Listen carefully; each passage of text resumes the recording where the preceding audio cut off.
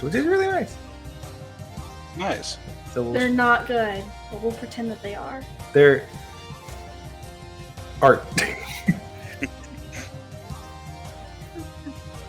Hello, Brazil. Hello, What's up, Brazil! Internet? Welcome to Game Theory. Yeah, That's our normal Keep it game.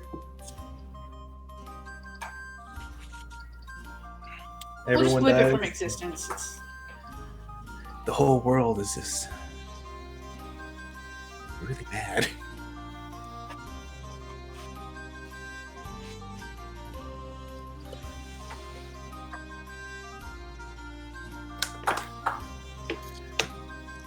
I will introduce my character.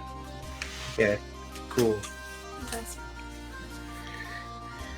I am Wilbur Longtusk.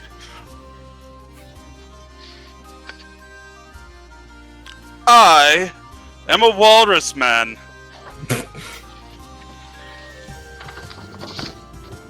On brand. Yes, the feet were sewed on to me. Whatever that I'm the is. Greatest doctor in the world. I am a ranger. My animal Is it a companion is A walrus? a Saint Bernard shaved as a poodle. Bumble! Bumble the poodle, because I don't know it's a Saint Bernard. I was thinking it.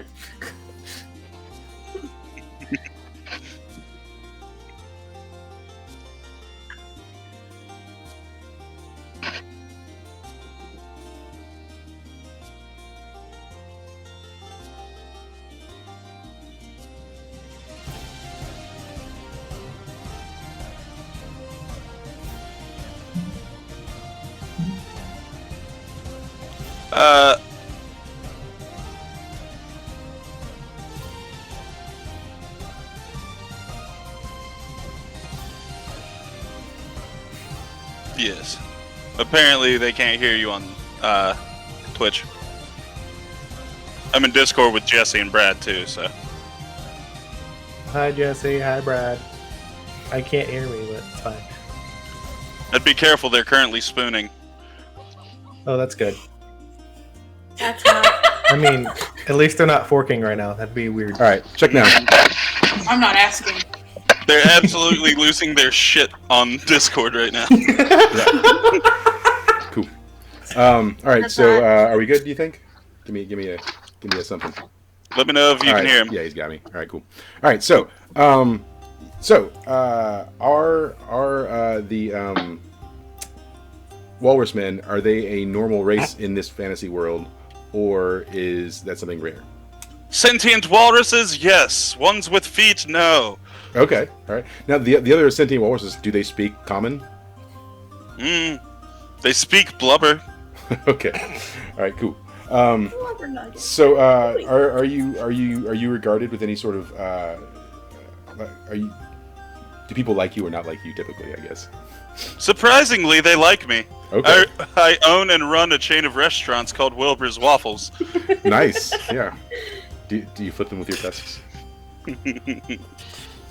He uses weird. You have feet. to. They're on the tusks. You have to eat them off the tusks. Are they salty? From my tears, yes. Yeah. I mean, a little bit of salt on your waffle, can complement the syrup pretty well. I mean, Yeah, it could be Especially if you like get, a salted caramel caramel. base. Yeah. yes. See, Depressed Inner sentient fat, waffle. kid. All right, Walrus so waffles. back to the hand. This is going to take an hour. Sentient waffles. What are your weapons? Well, I have a bow and a set of arrows, but I prefer to take my tusks out and use them as daggers. So they're detachable then. Yes. So is that normal, or did you have that like modified to be able to do that? No. I have very bad dental hygiene. But they just go right back in. Because all the waffles. Are Are they like Super the glue kind does where a you, lot. you like twist them off and they come out and put it back on and you twist them back on there? Am I gonna have to like make you roll every time to put your teeth back in correctly? It hurts. You're a Lego walrus. Yeah. All right. Cool. So do you have parents? Yes, 2 loving walrus parents. Yeah, and they're normal walrus. I guess walrus is the plural of walrus. Yes. Do they have legs? Did you steal your legs? They do not have legs. Yeah. As far as I'm aware, I'm the only one that has legs. Yeah. So Okay. what do walrus have religion? They worship the fish god Poseidon. Okay, I mean that makes sense. Good. All right. So Poseidon exists. That That's makes great. sense. Yeah. Well, does Poseidon? Okay, on a player level, right? Does Poseidon exist, or do they just worship Poseidon thinking that he exists? Or do we not know? Is it a mystery? Is it Mystery. Is it really Mystery. like no one really knows? Okay. Cool. Wait, is Poseidon actual Poseidon, or is he like a giant fish? He's a giant fish. All right. Cool. So how did you become an With adventurer? legs. How did I what? Become an adventurer? Well, I need new ingredients for my dishes at my restaurant, so You're I Sanji. just go out and Got find you. some. Okay. Are you looking Fat, for the all blubbery blue? Sanji. Are you looking for the all green? It's the Atlantic Ocean. It's fine. Yes, Um, I'm looking for the all green. Yep. All right. Cool. All right. What else would you like to tell me about Wilbur? Well, keeping up with normal walruses, I'm 8.5 foot long and weigh 3,200 pounds. Cool. So, if the group, the whole campaign is to be nothing but like rope bridges. So that's gonna be fun. Like I'm sure you imagine it with like human legs, but I can't keep getting out of my mind that he has legs of a gnome and he's just like waddling around. Well, I when I can't say find I my have legs. legs, it's just feet. There's like stock. You're like a penguin. You I keep just tell tipping them over. really fast. Yeah. All right. Cool. Do you have an arch nemesis? Yes, I do. Yeah. Who's your rival It's in this an- world? It's an elephant seal named Tim. Does this Tim also have legs? No, he has arms. I mean, you have arms, right? No, I just use my flippers for How do you everything. draw a bow? I wrap the flipper around and pull back How do you hold the arrow? with, With my his mouth. Okay. All right. I accept this. All right. Do you sometimes get confused and use your tusk as an arrow? What was your rival's name again? Sorry, I just really the flippers. Tim. Tim. The dastardly Tim. Tim The Dastardly. All dastardly. right, cool. Does he also have a dog named Muttley? I don't It's actually a cat named Butley. Okay. All right, cool. Is it a hairless cat? Please tell It's me a it's a hairless hairless cat. All right, cool. All right. Is there Hairless anything cat else tattoos. you'd like to tell me? No, we've spent enough time on me. All right, cool. Who wants to go next? I'll go. No one else wants to. All right, cool. Would you like your illustration? That's not very Yeah, good. Yes. let's see it. Okay. I don't know how we're gonna do this. This is Paul. All right. So you're not He's wearing pants? Paul the right? Barbarian. No pants. Loincloth. Loincloth man. Yeah. All right, cool. Agnar style. I just thought he might have been, really bushy. My bad. He goes by Paul. Paul. All right. Uh, I know. Paul the Barbarian. He's got tattoos and scars. Yep. All right. He is a human barbarian. All right. All right. Cool. All right. Now, about how old are you? He's probably about 25, 26. All right. Cool. So Paul the human barbarian. What? And you said your weapon. What was your weapon? That sword. It's like Hammer. a warhammer. Warhammer. Yeah. All right. Made of bones. All right. What kind of bones? Walrus bones. No, I'm kidding. Okay. That's what you want to do. No, probably made out of like I mean, elephant bones. Something big. Not Something elephant big seal enough bones, to though. No, I don't want to upset Tim. Okay, Tim's cool. scary, man. Elephant bones. Don't Cool. fuck He's with just Tim. jealous He's that got I have arms. the world's largest wiener. All right.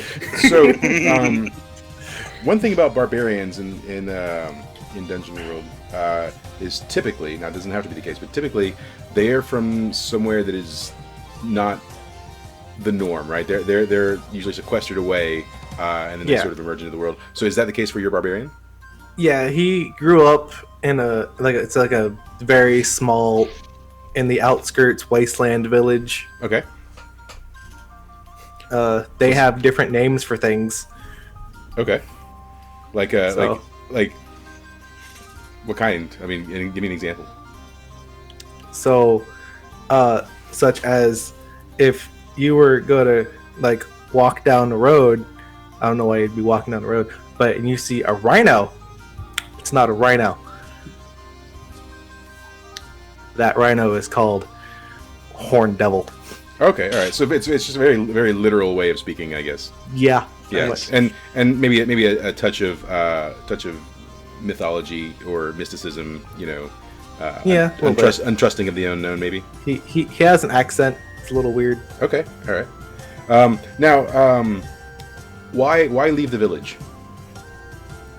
Well, his whole thing is he wants to go out and see the rest of the world because he's like they've all just been so sequestered away, and he's just like, nah, I'm not going to do that. Okay, is this like like around? Is this like a Rumspringa thing? Like, is this common, or is he's pretty alone in this? No, it's not common. It's pretty much taboo to leave. Actually, will he be allowed back? He might have to go through something, but maybe.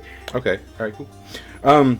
So were his parents supportive of his decision to leave home? No, cool. Dad was upset. Does he know of any other barbarians that have left the village? There was apparently one a long time ago. Hundreds of years? Like 50 years, 30 years? What are you talking about here?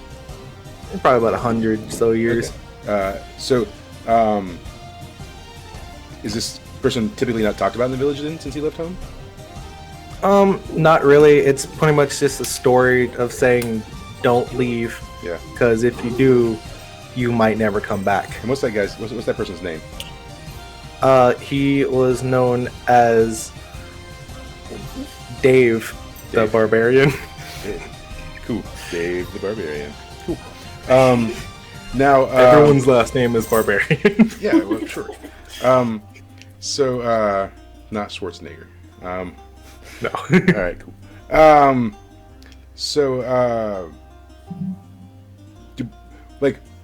Was there a profession in mind as a barbarian? Like, were you supposed to like work the fields or run a shop, or like was there a family business that you left behind? Not really. It was more of one of those villages where everyone just kind of does everything, whether it's going out on a hunt, gathering plants, for the feasts, raiding things. All right, cool. Precious, I am not above throwing a D20. They may or may not be cannibals, depending on who you talk to. Okay. Was that true? Who you talking to?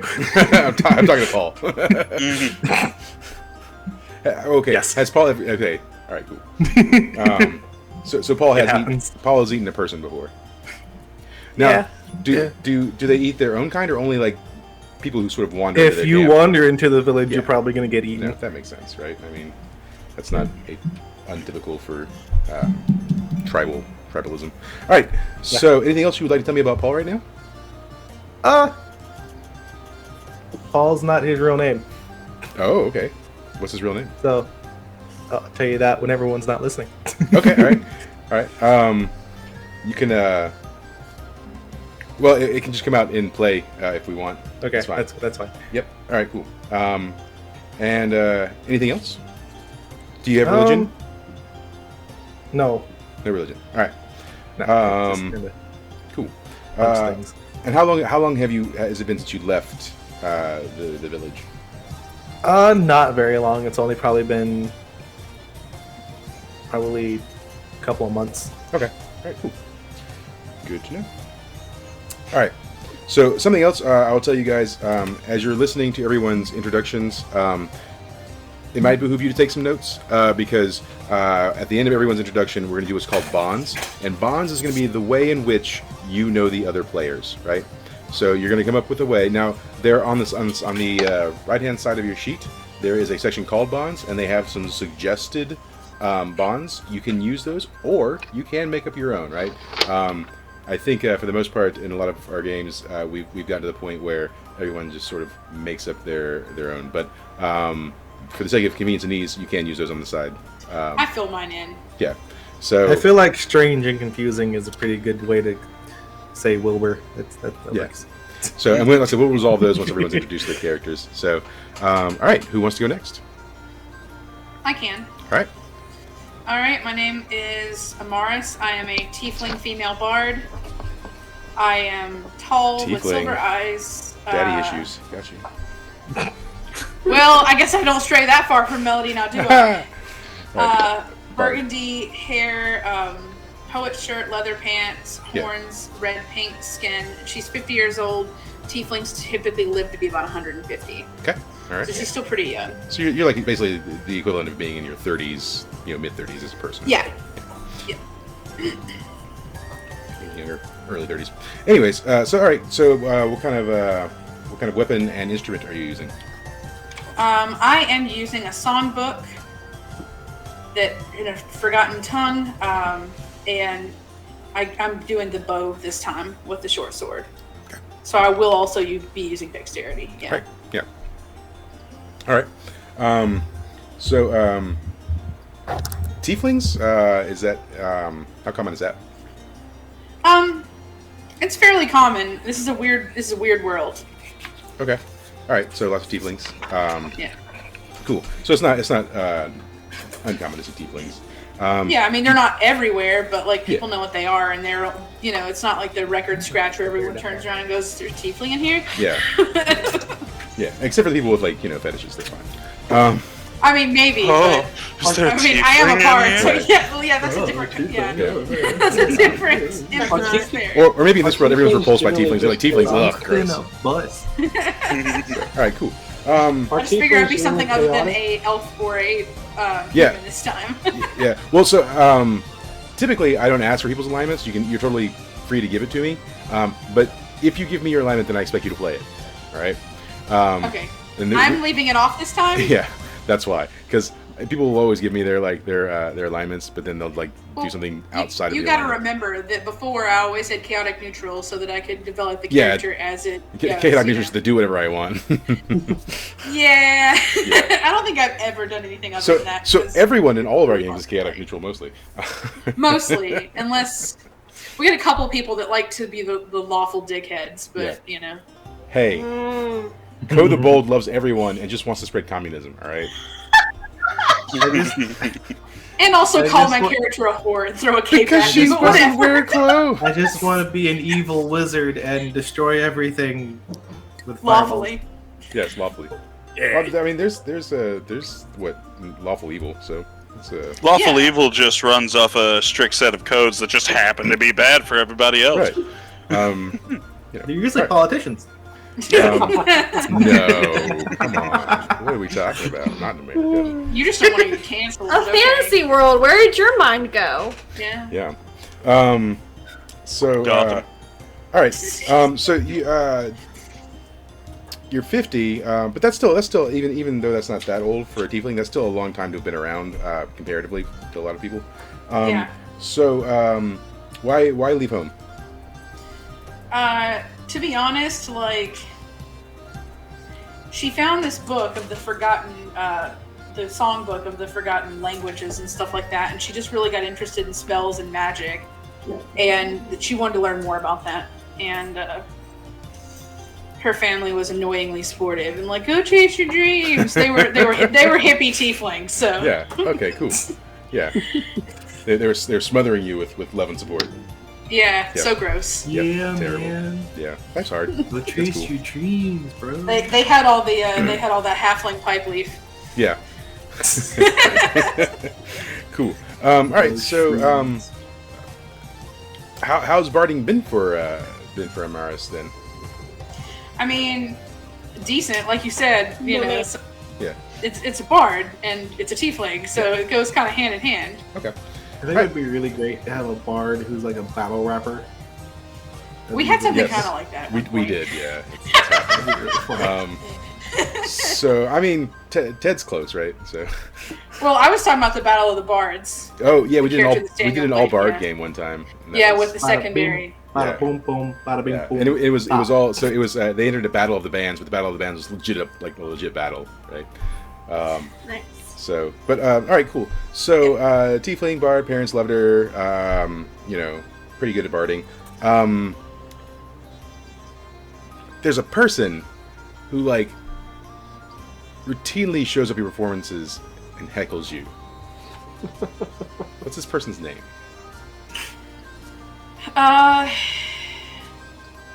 They're literally like part of their whole mystique or whatever is that they don't have a name. Nameless. His name is Tim. Yeah, they are a shapeshifter, and because I actually was prepared for you to ask me about my arch nemesis, and they're a trickster spirit, like a shapeshifter trickster spirit that tends to take the form of very small objects like beetles or a cup or whatever to make me look crazy, because like when I'm talking to somebody, they turn into like something about yay big that no one else can see, and I'm literally arguing with the cup. All right, cool. Sounds good. Anything else that I should know about Amaris? Well, I thought it would be fun, since you were asking about religion, Yes. that to make it kind of canon that most of the religions in this area are centered around animal gods. And literally our town, we had some very smart people, but we had some very not smart people to choose the religion. So literally like a goat kind of wandered in just the right place or whatever and kind of shone right in the light, and they went, that's the god. So we have Dibbles the mountain goat. Dibbles the mountain goat. And the religion is called Flip. It's called what? Flip. Flip? B-L-E. Blip. Blip. All right. What? B-L-E-E-P. Like Flip. bleep. Like bleep. Like, like the That's a sound a mountain goat might make. Like, it named Yeah. itself. Yeah. Like a bleat. Yeah, kind of like that, but with a P. Yep. It's kind of a, yeah, I was about to say, it's kind of a special goat with the tongue on the side. Yep. So let me ask this question, right? They shortened it to Blep. You're 50 years old. Has Dibbles the mountain goat been the god ever since you've been around? They keep replacing him. Okay. It's not the same goat. Yeah. So do you worship Dibbles, or are you not a Dibbles worshiper? So- It makes sense for whatever reason. Like she's just a traditionalist. Like Yeah. it's kind of lost its meaning a little, but she still goes through the motions. So yeah, technically yes. Well, that's what I was gonna ask. Is like, does everyone know that they keep changing the goat? The smarter members of the tribe do. Yeah. The people that Okay. created the religion do not, and So- neither do their families. So you basically live in a village. That's cool. So I really want you to just occasionally throw out like a praise Dibbles, Just, Yeah, okay. It's great. I can do that. Praise It would be make- to it would make Dibbles. me happy. Nibbles, please help me. Yeah. Like, son of a Dibbles. Son of a Dibbles. All right, cool. Anything else? Oh my Dibbles. Yeah. So that's what we're calling them now. Also, Dibbles, damn it. chat's getting pretty wacky. Just gonna throw it out there. I don't know if y'all see the Twitch chat, but I do not. I'm mildly. So glad like, you know how in Dark Souls how they have praise the sun? How do you praise the Dibbles? You praise the Dibbles with a dance With that two I'm fingers. not going to do. Okay. I think it should be like this. You praise Dibbles. You gotta go. Kind of, yeah. I'm not making that noise though. All right. You're the one that came up with the goat god. We need a soundboard. I did. All right, cool. So, anything else? Other than that, not really. All right, I got it. That's pretty much it. cool. All right, next. Okay, fine. Okay. Oh god, I'm nervous. This right here, So I can't tell if it's Cool. Nice. So your name is Nervous. Her name- I heard that. No. Her name is actually Morrig. She is an elven druid who Okay. has spent. So do me a favor. In your Roll20, in the top right, there's it's a little gear for settings. Click on that, and where it says display name, change that. If you would put both your names in that, actually, that would be helpful. Because I'm gonna write your name down, but it's easier for me just to look at your character and then know that that's your name. How does one do the things? So Oh, top is it top here? right corner, click on the gear Okay. that says display name, type it, and then click save name. I got it. You keep talking. That was. I mean, Dibbles Christ. I mean, you gotta put in yours too, babe. Oh yeah, I should probably do it that way. 'cause I'm on Yeah, this side. because there you okay. go. I'm gonna do it like this. Logic. That's a thing. Hold on. So Yeah, my so- character is Morrig. Okay. She is an elven druid. She is about 200 years old. How is that The old or young past- for an elf? That's still fairly young. What's So- what's average max age for a dwarf for a elf in this world? 600 to 700 years. Okay. Cool. All right. And the past 100 years, so she spent about half of her life completely living in isolation in a swamp. Okay. Do elves normally live in swamps? Not typically. They Okay. usually live in their Big old city house. yeah, villages or what Okay. have you. So are most elves city elves? Yes, for the most part. Okay. So was there ever a time when elves like lived in the trees in the forest, or have they mostly been pretty? I mean, obviously, from a development evolutionary standpoint, in a world like most things would have had to have lived in the forest at one time. But I guess did they modernize along with the rest of the world, or even before a lot of the rest of the world? So over time, they did modernize into living in civilizations and cities and their own villages. Some of the elves do try to go back to their natural roots. Mhm. So she is one of the ones that decided that she wanted to take protection of a swamp, Okay. and she has spent the past 100 years living in it. There's just mud and like gunk just caked all over her. She Okay. She has sticks in her hair. she has Did she ever been drink living. Bailey's from a shoe? Yeah. So she's just homesteading. I got it, right? I mean, So, yeah, and she's been most of her time in the swamp. She's actually been in her animal forms rather than her human-esque form. So she looks a little bit more animal than she does Aw, she thinks she's human. I have a question. Not then. human, but yes. Is she awkward when she interacts with other people? Oh yes. Yeah. Cool. And so she you- stinks So real your bad. charisma is Still in low. the swamp. Got it. All Yeah. right. really low. Yeah. All right. Cool. And so, why leave the swamp? So she is very in touch with nature, and something has disturbed it. So she's on her own little mission to try and track down what's disturbed her swamp, what has like invaded it, Okay. and just like I think maybe she like found an area that was damaged, and so she's trying to get to the bottom of who actually tore down a section of the realm that she's trying to protect. Spoiler alert: it's the nothing. Is her last name Clay? So, also, what's your weapon of choice? She has a staff that she's made herself. Okay. It's a stick. Shut up. It's got some vines wrapped around at the end. Is it like the kind of like the dead wood that you see floating? Yeah, in pretty much. Okay. So- She also has armor that's been made from alligator skin that she has, because she has to live off the land. She has actually partaken in killing animals as necessary. Gator skin. Got it. So, the gator skin armor, does it look pretty well made, or does it look pretty rough?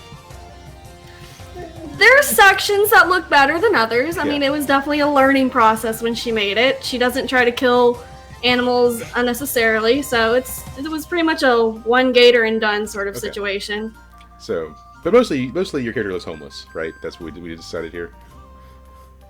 I mean, I'm sorry, what happened? Mostly your character Sorry. looks homeless. Like if she walked into an inn, people probably would not give her the time of day. Oh yeah, Yeah. All right. 100%. Cool. All right. And religion? I would think that since she is a druid and very, in touch with nature, she does see the earth around her and the animals as spiritual in some Dibbles. capacity, but no like formal religion. Okay. All right. Doubles. So let's see. Anything else you'd like to tell me?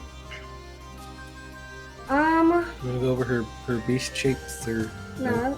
Okay, so that's okay. So with the B shapes, basically, whenever you decide to turn into something, you can just tell me I'm turning into this, as long as it makes Yeah. sense from the place you came from. So things that would typically live in or around a swamp or sort of swampy forest area. So because you come from the swamp, Gators. you're not going to be a camel, right? I mean, because that doesn't make Correct. sense. But yeah, Unless it's a swamp camel. You've never heard of the legendary swamp camel? right? If you tell me there's a Jeez, swamp camel, dude. then okay. All right. Yeah, Did see, you- we gotta make our own reality. Yep. See, Uh, look, Dragon it like is. regular camels have the hump full of water. This one has a hump full of sand. Didn't you know that the Loch Ness monster frequents swamps here? Come on now. Is the Loch Ness monster the pre-evolutionary form of the camel? Is that what happened? Like the Yes. Yeah. the lake dried up and it just became a camel. Don't worry, its only move is to ask for Tree Fitty.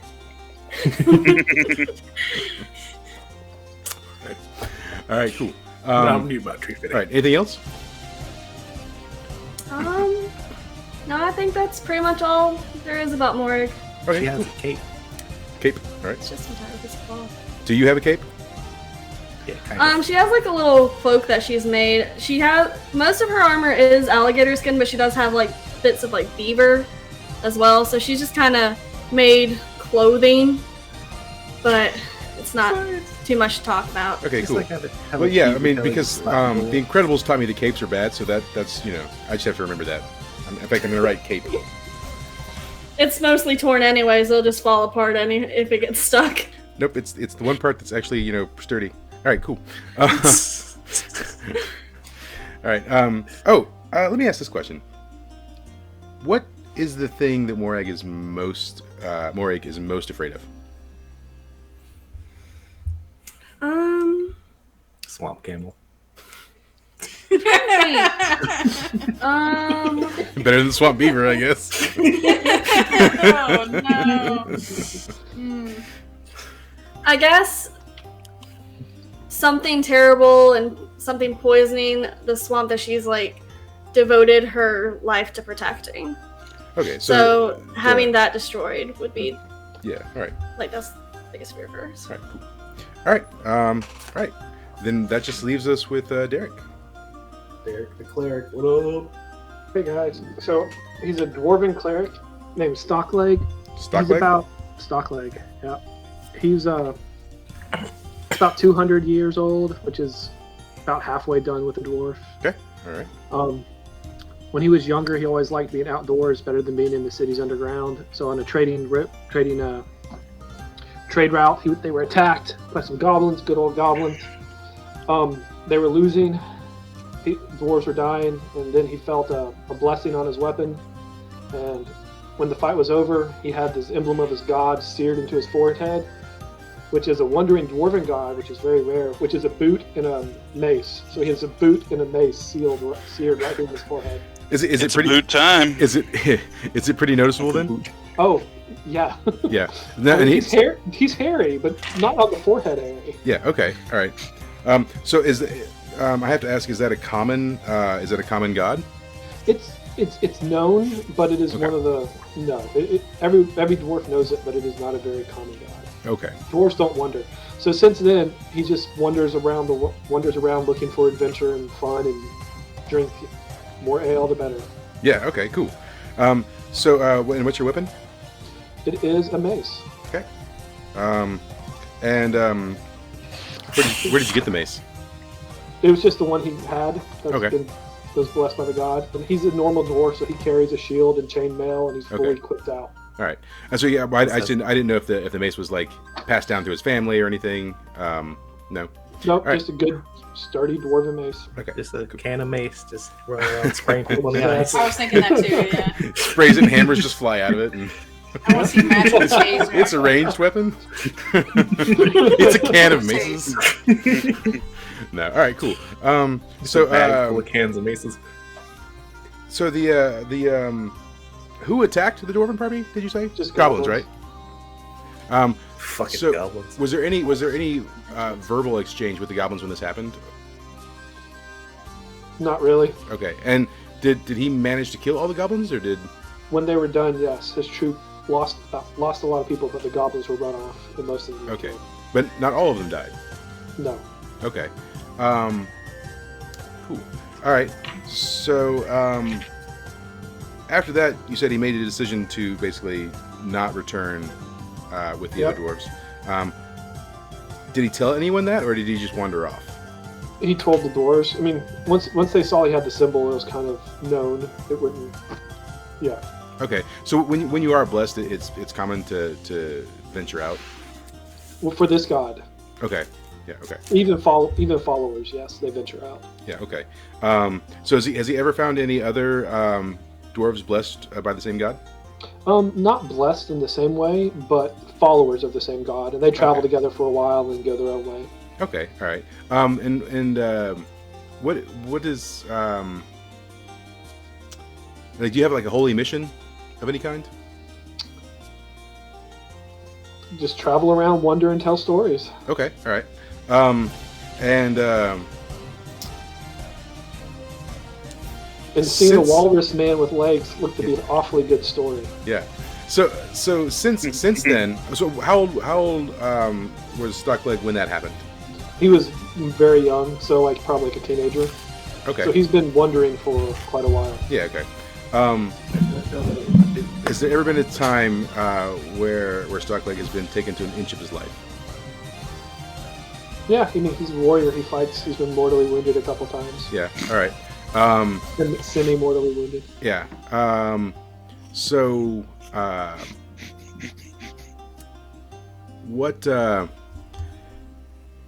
what's his favorite story to tell?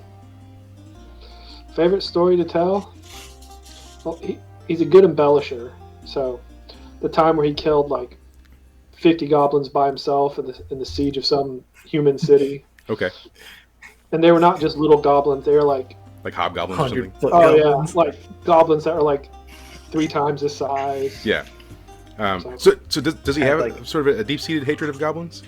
Yes, all dwarves do, but his is a little more. How does he feel about elves? Doesn't trust them. Yeah. I mean, it makes sense. Who does?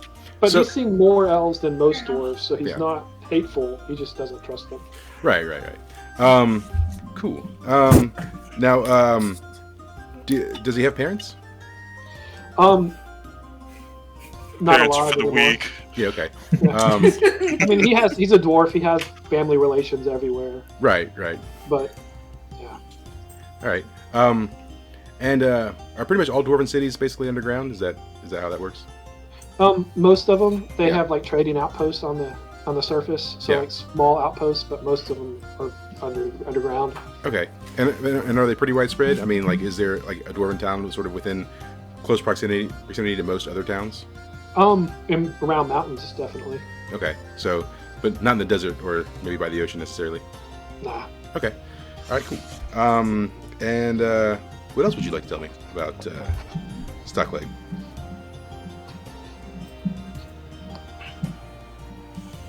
That's really about it. All right, cool.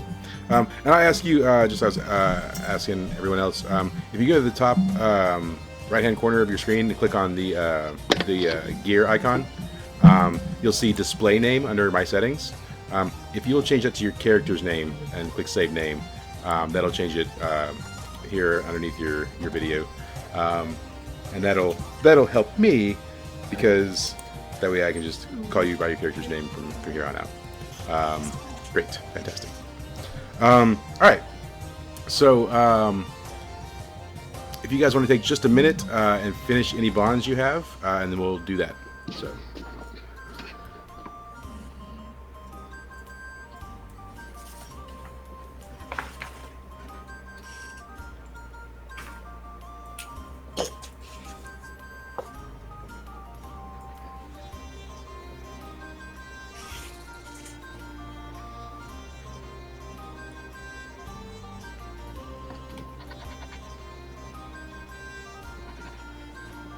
I gotta say, chat's been pretty lit.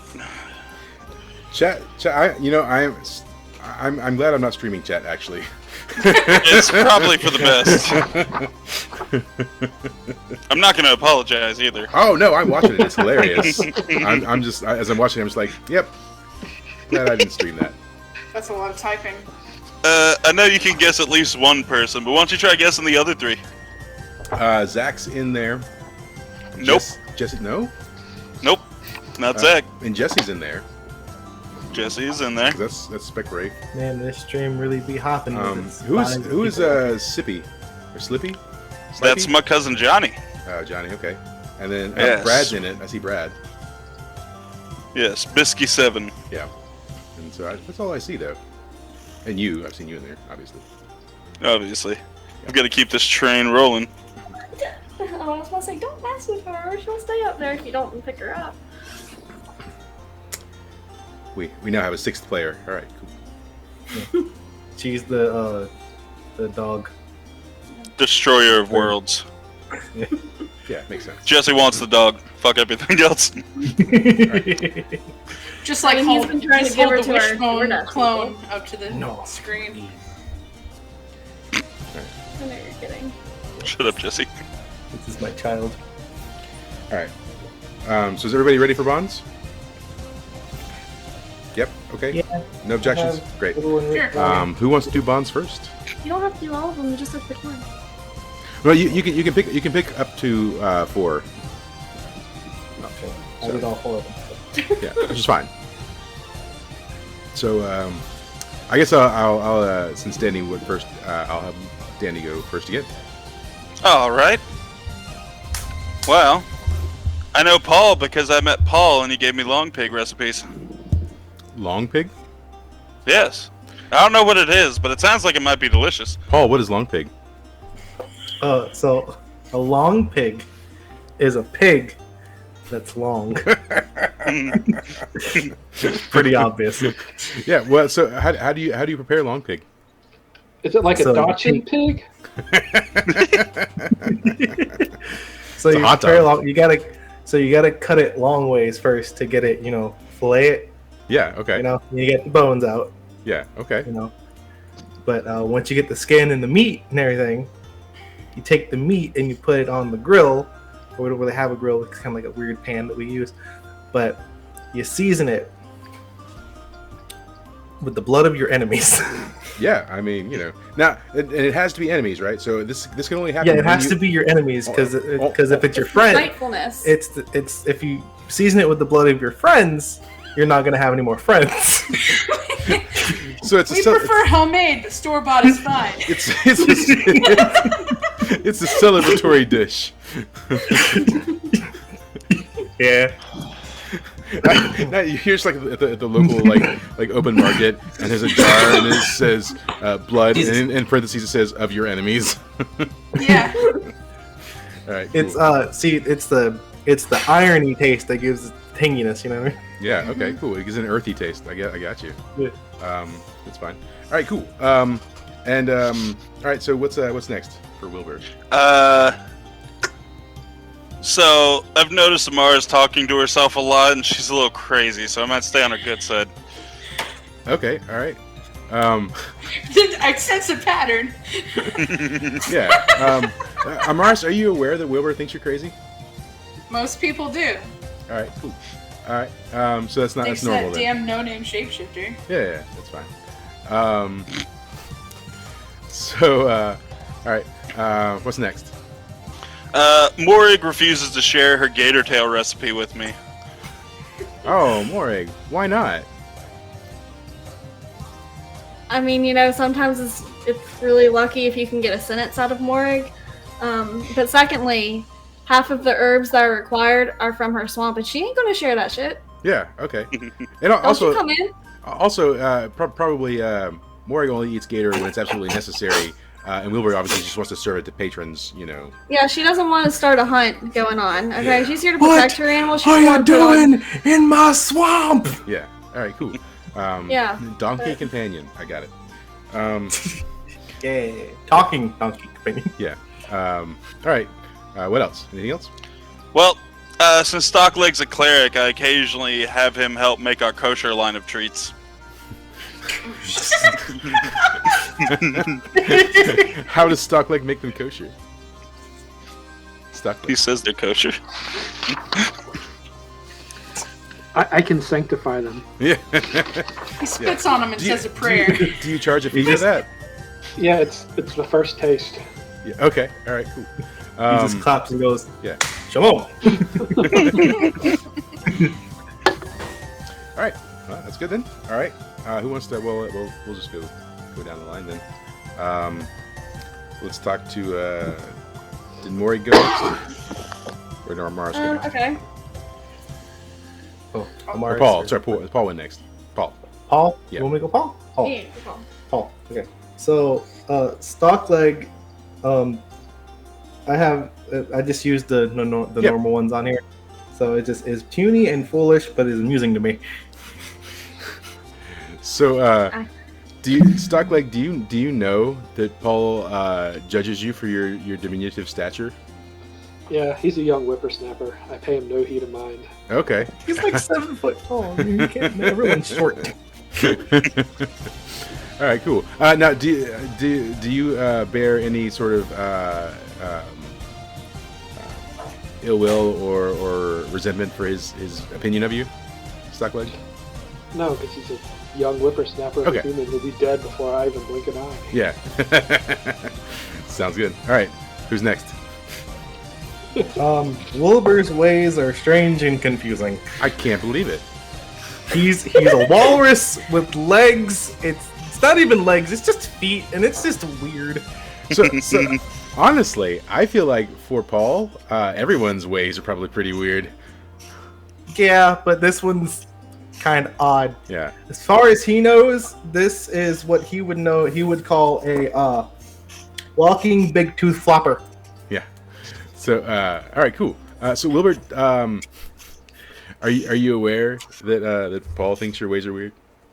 Nope. No. Completely oblivious. That's fine. I got it. All right. All right. What's I next? have an intelligence of 8. Yeah. Mine's 9. Mine's 9. Oh, this is not gonna be good. I'm sorry. We're smart. What's that over there? Oh. Kill it. Oh God, he's killing the children! Okay, Anakin. He thought they were tiny demons. All right. Um, Next. Amaris is always getting into trouble. I must protect them from themselves. Armaris, I get that a lot from my characters. Armaris, are you always getting It's in just trouble? the talking to the self and everything. It just I feel like Oh, it's yeah. a little weird. My parents That's crazy. overprotected me. That's Yeah. fine. I was overpraised. Yeah. All right. And what else? Anything else? Just put for more. I could just put odd. Yeah. It's smelly. It's fine.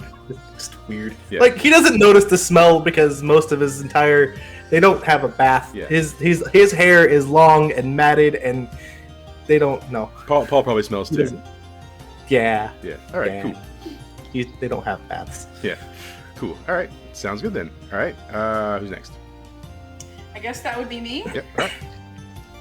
So, Long Tusk is often the butt of my jokes. I mean, how can he not be? He's got tiny little flipper feet and he keeps tripping over his own self. He walks like a penguin. I have a question. It's so Wilbur, you're a walrus. Huh? Is what you're tripping over not? No! What are you tripping over? You know exactly what I'm tripping over. He only I has have a finger world's attached to largest, his- sir. Next to Adam Sandler. Gigantic walrus penis. Yeah, okay.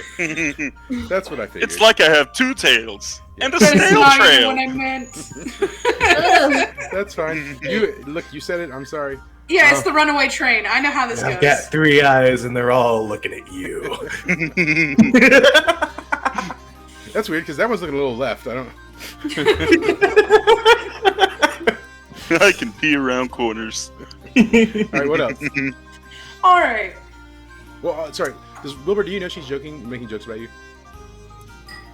Nope.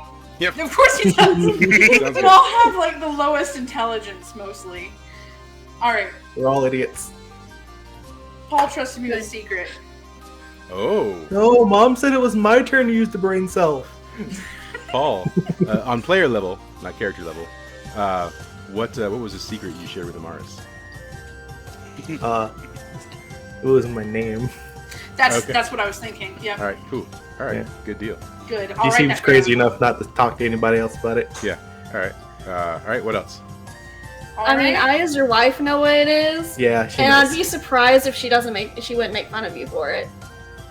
Oh, Amaris would definitely. Whatever it is, she would be pretty mean. All right. I sang stories of Morag long before I ever met them in person. I can assure you they weren't nice. So, hold on. All right. So Morag's only been like running around for a couple of months, and he already has stories about him. Okay, so the reason that she's heard of Morag is like because she was in town, and the way that I imagine it is like when people tried to ask her like what she was doing in town because she seems like an extreme like introvert. Is the cape she's talking about is like a ghillie cape? This is how I'm imagining it. And then when someone starts a conversation without warning, she just tries to hide, but she's in the middle of a tavern. Okay. She's just All like this trash heap in the middle of the tavern. All right. So, all right. So words spread pretty fast about the weird swamp witch thing. Yeah. Okay. I mean, honestly, I feel like if anyone tries to start a conversation with Morg, she's just going to transform into an animal and try to get the fuck out. Nope. I was just thinking you wouldn't even waste your power, that you would just kind of crouch down. Look, a squirrel. Suddenly she's a squirrel. That's fine. Yeah. All right. Swamp squirrel. And all right. What else? And Stockleg does not trust me, and for good reason. Stockleg. Why don't you trust Amaris?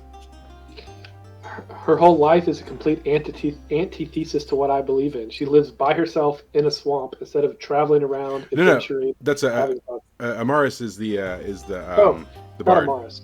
Yep. Which one's the Morag? Oh, I don't Yeah. care about Amaris. She's a tiefling. Okay. I don't think they really like each other anyway. Rude. Tieflings are rough, yeah. Well, the thing was, I kind of figured that it would play in pretty well, considering a cleric might mistake a tiefling for a demon, considering the horns and the red yeah. pink skin. And the- So I figured that Do you that have a would tail work. Okay. too? Do you Yes. have a tail too? Okay, yeah. Well, hold on. Let's pause at this, right? You think that that Stockleg doesn't trust you, but like, is that true? Does Stockleg actually not trust Amaris, or does she just think that? She just thinks it. Okay. Stockleg's Yeah, I'm a well-traveled dwarf. He's Yeah. met a lot of Okay, so things. you basically say like religious dude, and you're like that person doesn't trust me. Yeah, I How think could they? that people of advanced religions are judgmental. Yeah. All right. Cool. Says the girl from the goat village. Yeah. Absolutely. She's short-sighted. What did you expect? You would think Stockleg would be short-sighted because height. Anyway. Devils be with us. Sorry, I have that written joke was a little songs bringing of to his height. rude, but that's okay. Anyways. Stockleg can reach it. May devils be with you. All right, cool. And so I think that's it, Dean, for Amaris. Yeah. Yeah. Yeah. All right. And we're on to Morag then. Yeah. Okay. For Morag, I feel like Paul and her would have gotten in some sort of excursion the first time they met. So they've tasted of each other's blood. They got into some sort of fight the first time. Okay. He was hungry. He saw an animal. She attacked. There was a little bit of a scuffle. Okay. So More ask- in the swamp. So let me ask this question, right? So Paul, you guys got into a fight, but now you're, I wouldn't necessarily say friends, but now you sort of work together. So how'd that turn around? So Paul hungry. Okay. Paul want food. Okay. Paul see food. Paul try kill food. Yeah. Food turn into person. That okay with Paul? Okay. And I Kid think she normal. kind of figured out that he was just hungry, and then Yeah. just showed him how to trap an animal. Yeah. She And then they shared a meal afterwards. Okay. Yeah. and then Swamp Lady became friend. Nice. She All right. feed Paul. Cool. All right. So what's next? Wilbur to her is either a freak of nature or a new species. She's not sure which at this point. Okay. That is It's something freak. that she has not seen. Yeah.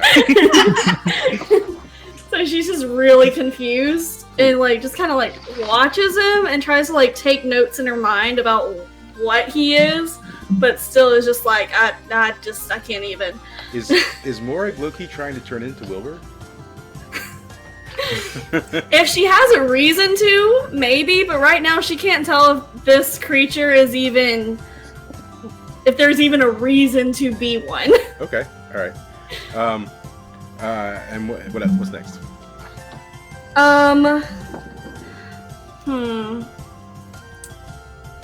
Trying to think. I feel like I had one, but then I forgot it.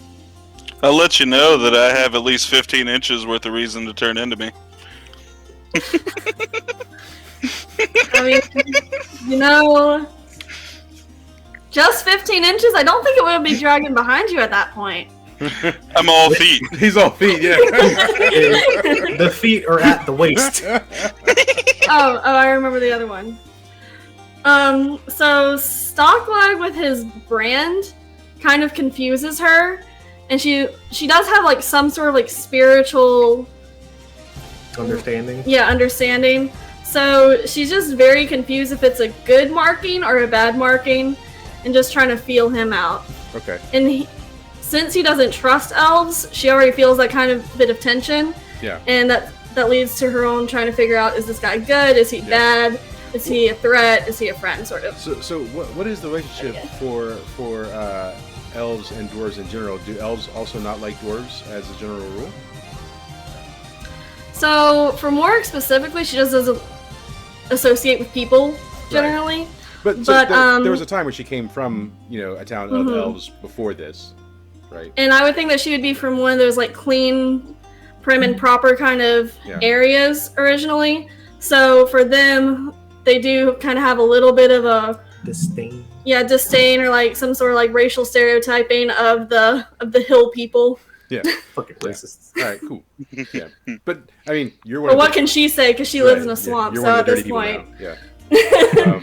I can't. She say much embraced to you it. people. Yeah. All right, cool. And anything else? Is that it? no, that's about all I got for All her. right, cool. All right. So Stockleg. So Stockleg doesn't trust Morrig because her life is an antithesis to what he does. Yeah. She lives by herself, doing nothing instead of traveling, being with people, enjoying life. Yeah.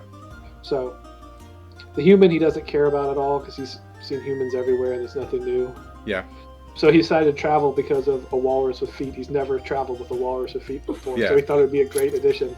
So And then- did you meet Wilbur at Wilbur's restaurant or somewhere else? He heard about him, came and ate, loved the ale, and started traveling. Whatever they're doing. All right, cool. Sounds good. All right, and then anything else for Amaris then? Not really. He's feeling her out. Not too overly concerned. He's seen tieflings before. Yeah. All right, cool. All right, so it seems like a lot of you are together, possibly because of Wilbur. Because he's Freaking weird. nature, man. He's weird, and he's got a food business. Right? Yeah. I'm an entrepreneur. I like waffles and I like making fun of people, so Yeah. I like food. All right, cool. his want walrus tears are delicious. Cool. They're a lot more salty. I think I've just learned from animals living in packs, so I just figure Act like doing better. my own investigation is better to just go ahead and move with these people then. Yeah. All right. Cool. All right, if you guys give me about 3 minutes or so, I'm going to put a few things together, and then we will carry on. So take this time to use the restroom, refill your drinks if you have any. There's you don't have to be sober for this game. So Haven't been sober since we started. I'm not surprised. What, you think this is tea? right. You want some cookies? Yeah. All right. So yeah, just give me about 3 minutes, and then we'll carry on. No, Jesse, it's not tea vodka, it's tea moonshine.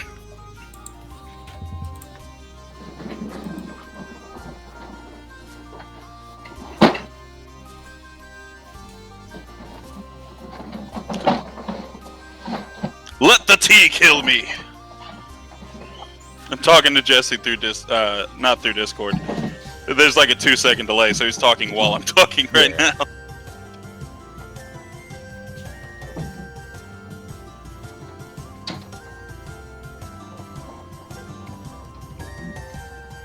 Some sick jams going on.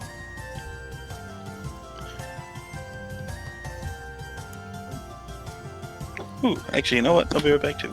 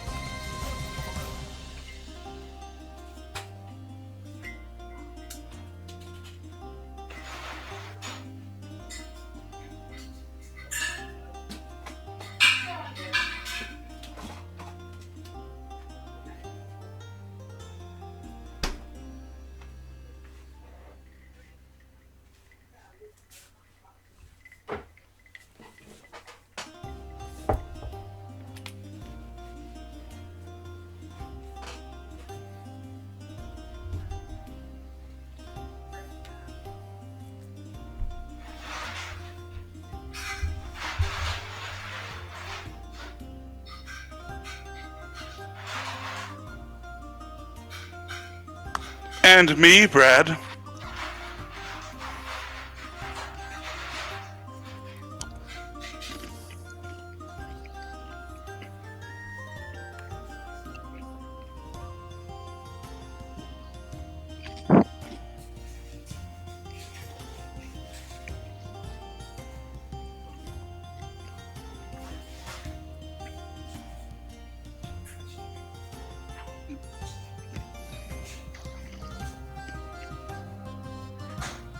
FYI, Mike.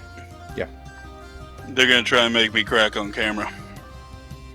Let's see how this works. Crack in what way? You'll find out if it's funny enough.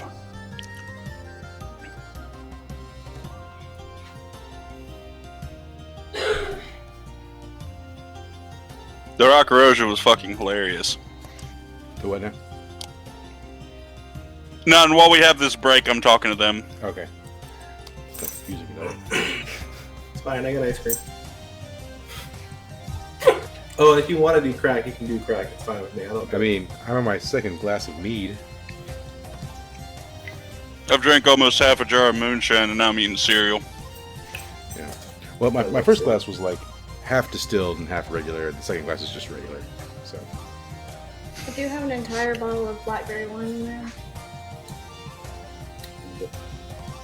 Oh, you could pour some of that wine on top of that ice cream? I'm just saying. It's ice cream. Blackberry would go with salted caramel ice cream, but You're just not living life. You'd be surprised. No, it's Caramel butter pecan, thank you. Oh, excuse me. I mean, pralines and cream are nothing. I'm just saying. Caramel usually goes really good with any kind of berry.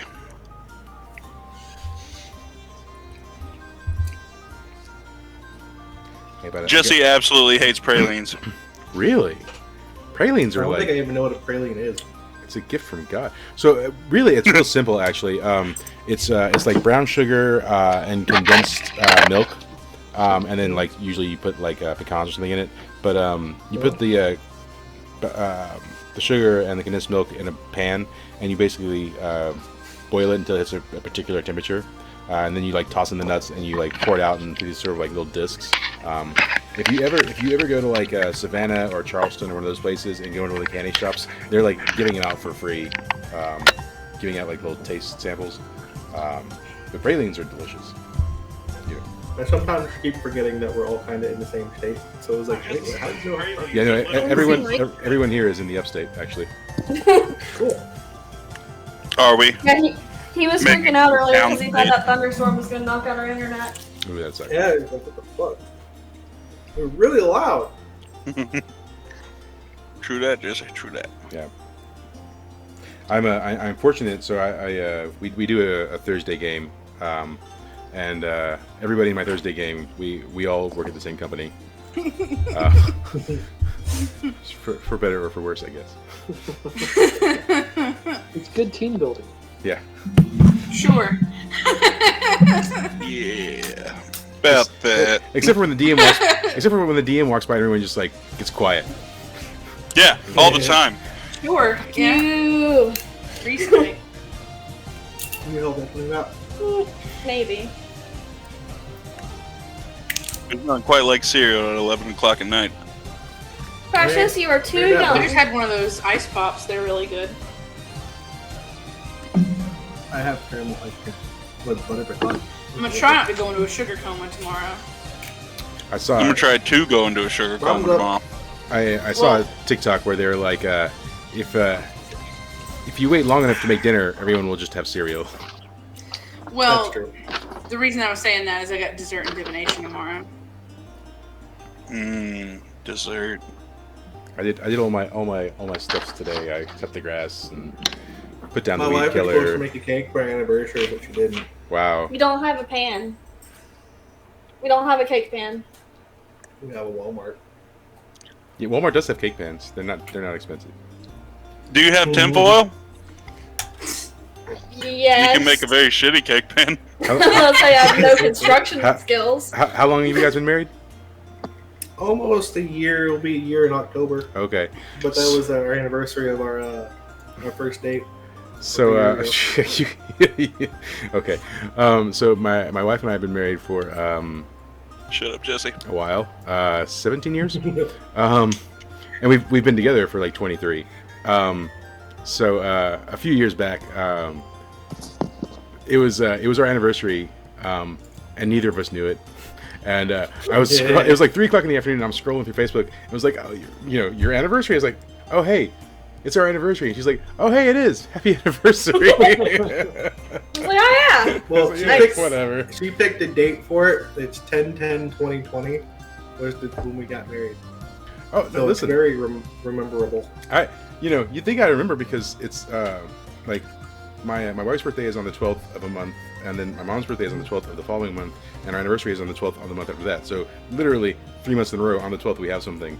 But we just it was on a weekend. We were kind of doing whatever, and then we both just sort of realized, hey, anniversary. Hey, you. Yeah. Remember So, that crazy thing we did 17 years ago or whatever? Yeah. Well, when you have like kids and 1,000 commitments, that stuff sort of just like, all right, it slips by, I guess. No, we just have the one munchkin. It's a dog. We have a niece and 2 nephews. Yeah. And Well, only being married about a year, it's definitely probably too soon for the children's. Yeah. I mean, If you go anywhere else in the upstate, being married is way after children. that's, You right? You're not wrong. Is that Oh wait, y'all are from the upstate. I'm from Gaffney. Africa. I don't know if y'all know about Gaffney, but we get pregnant in the middle of high school.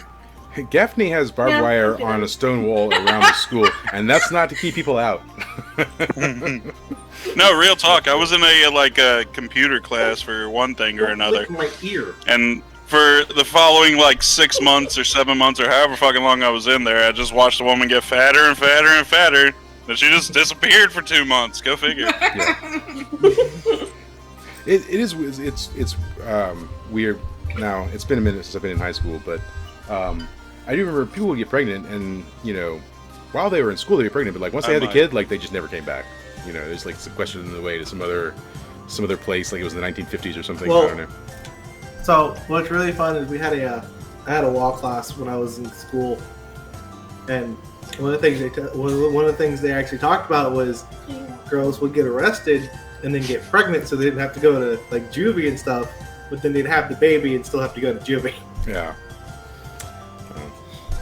She really wants your ice cream. I went to Burns. It was basically juvie, anyways.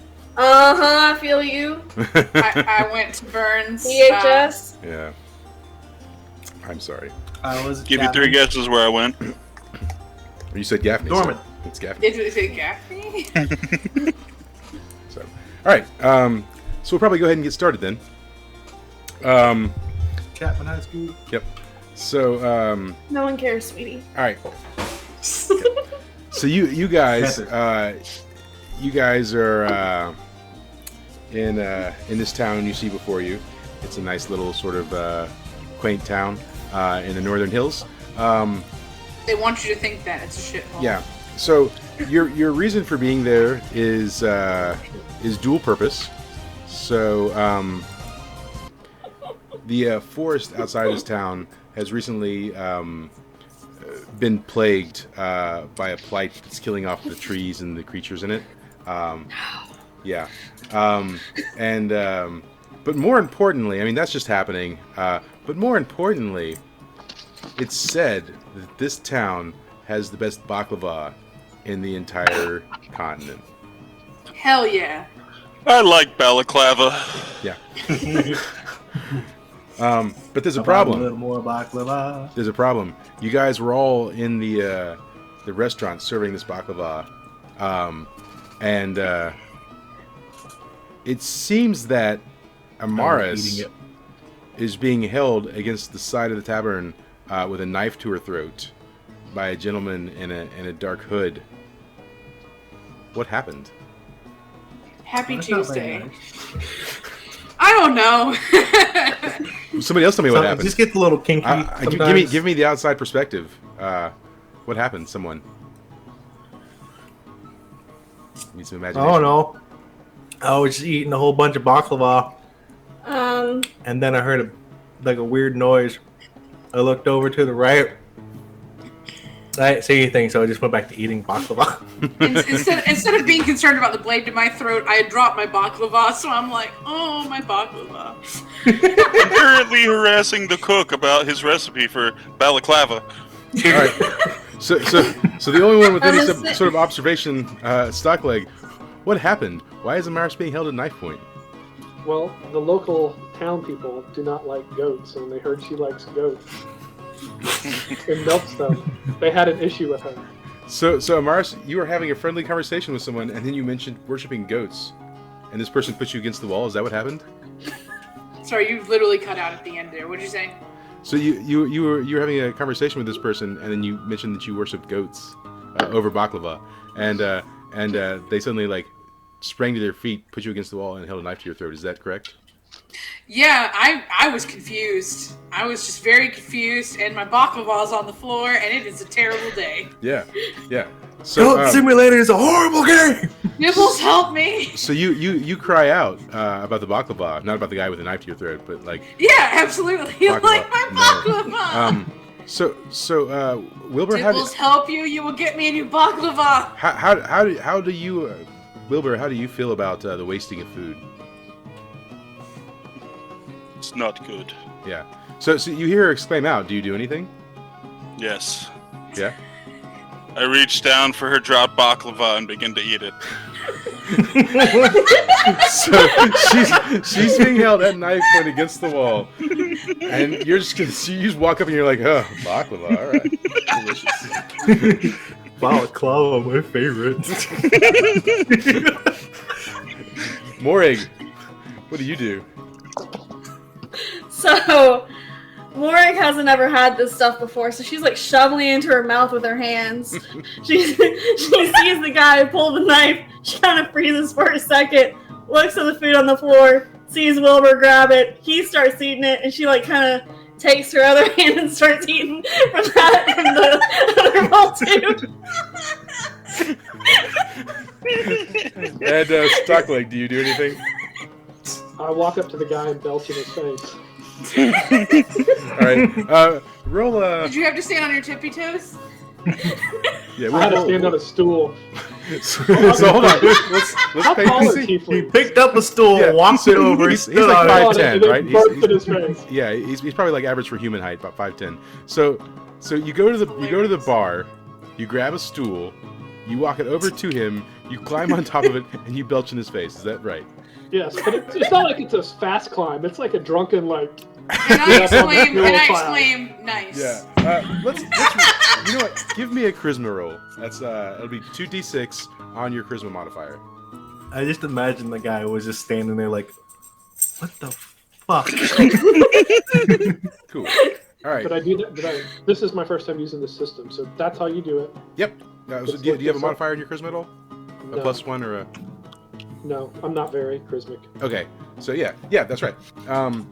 So also He's for all charmed by your for all of you, you've got a dice on the left hand side of your screen. There's the D20 icon, and now I like to pop out the advanced dice roller, so you can't see on Twitch, but if you click on the advanced dice roller, it brings out where you can select how many dice you want to roll, what kind of dice you want to roll, what your modifier is, and you can roll it, and so that can be pretty beneficial. Gotcha. But Cool. that's up to you. Anyways, yes. So yeah, you belch in his face, and it smells just terrible. And he like shakes his head and like jerks back, and lets go of Amaris. Amaris, you sort of like have been let go, and he the guy just starts like fanning right in front of his face, and he says he's like what the hell is this? And he's like doing. Does anyone do anything while he's doing that? I would like to add insult to injury and also belch in the guy's face. Can I slam my forehead into his face too? Yeah. Well, so you've done your action, right? And so Okay, Amaris is going to take it. okay. So but we can do that, right? Okay, well, hold on to it then. That's fine. Yep. We're good. I just want to look up and say baklava.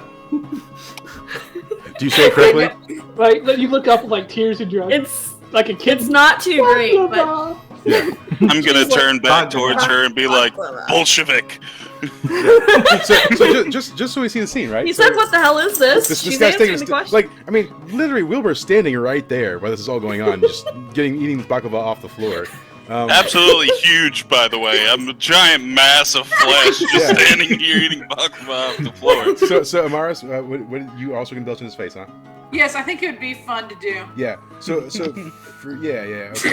Yeah. It's a little wet. I Belch? throw up a little.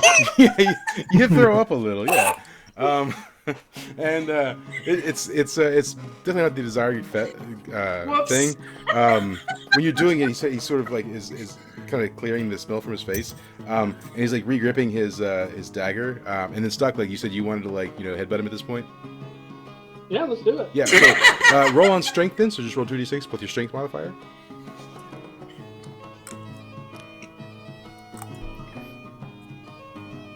Oh, Yeah.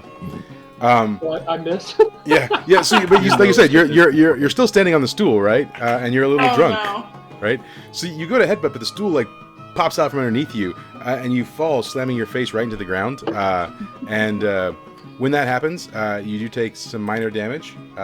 It's 2 damage. So if you have an armor rating, you'll deduct your armor from that 2.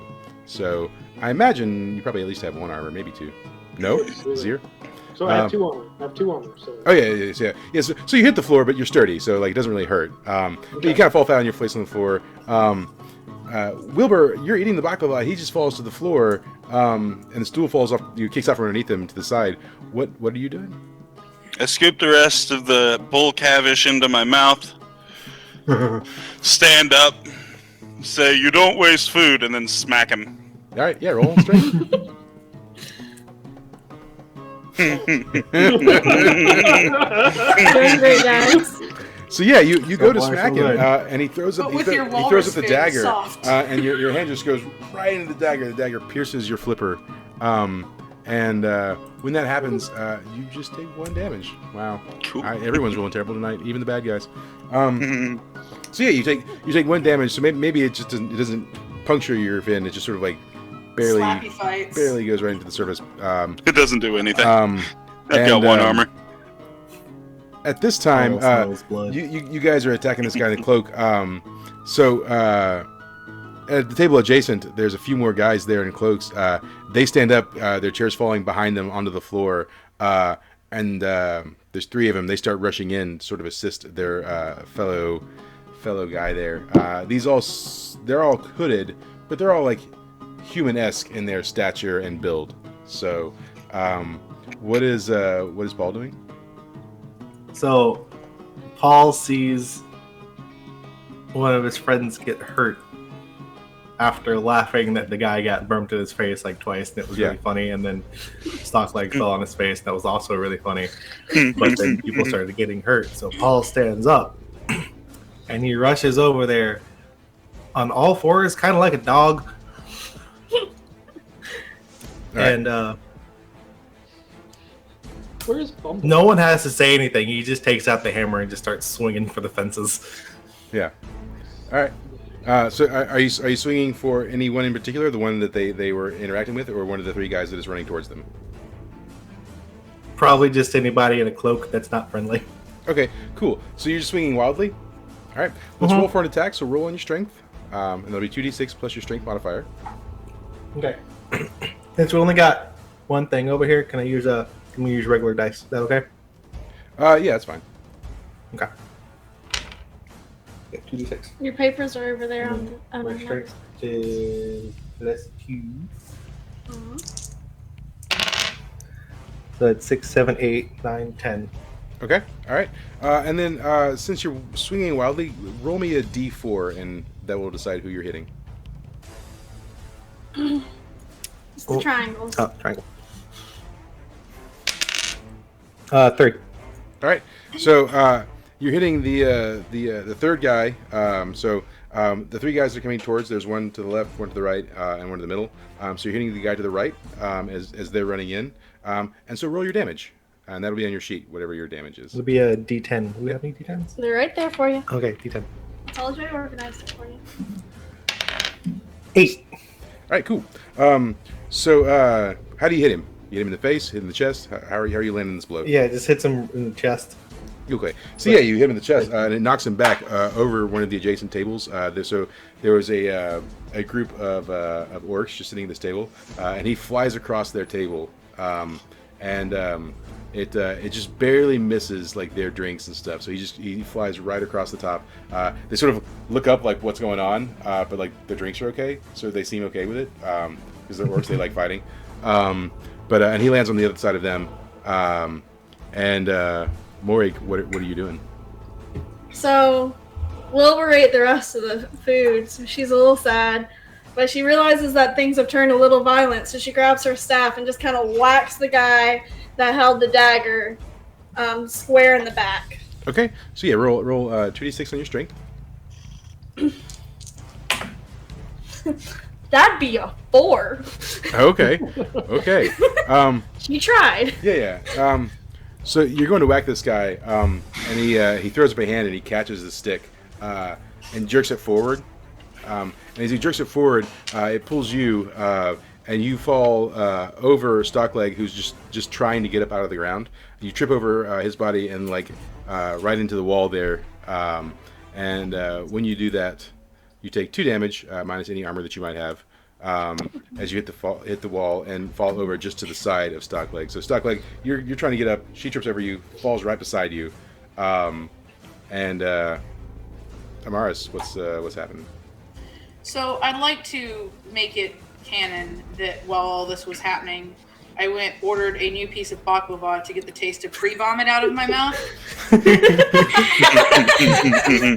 And I have scarfed it down. I mean, that's going to take some That's some time. quick service. I get a running start with my songbook. Say, this one's for Dibbles.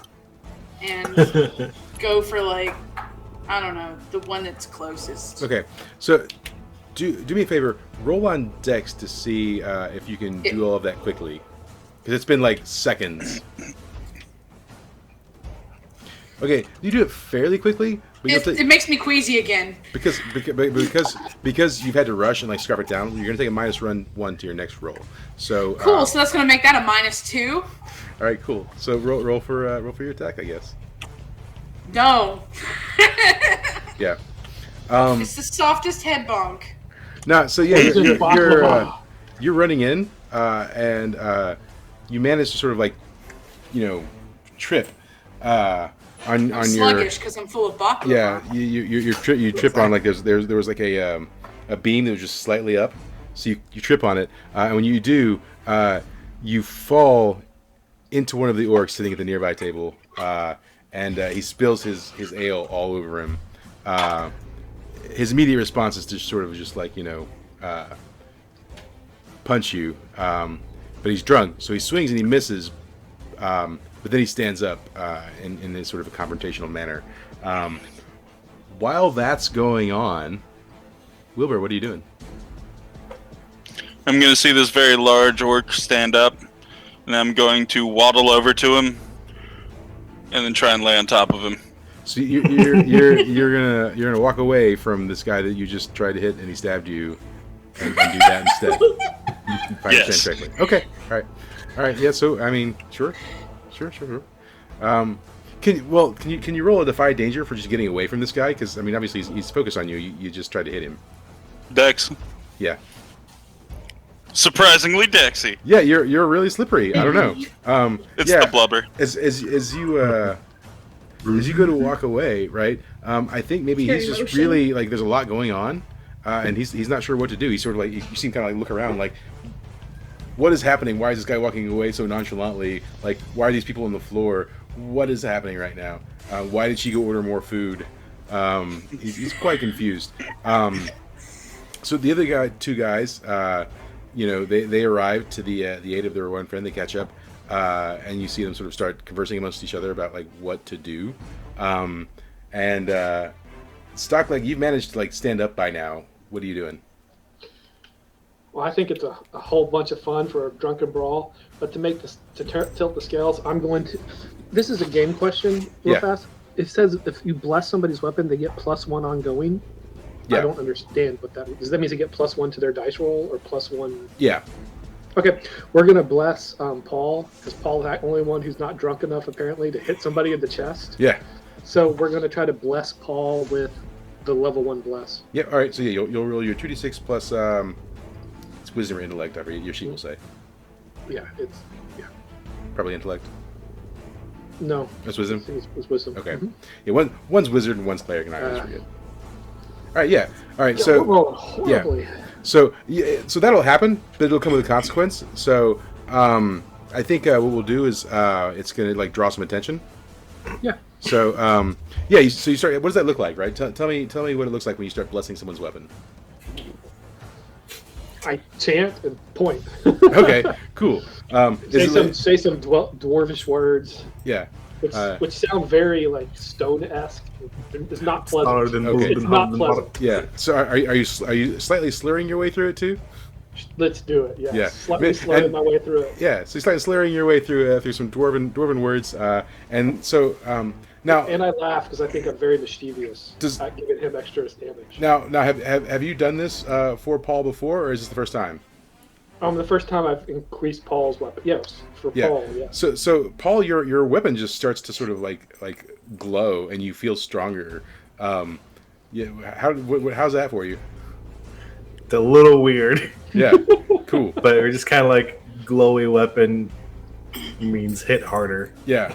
So you just feel like some pulse. All right. So yeah, Paul, your weapon glows. What do you do?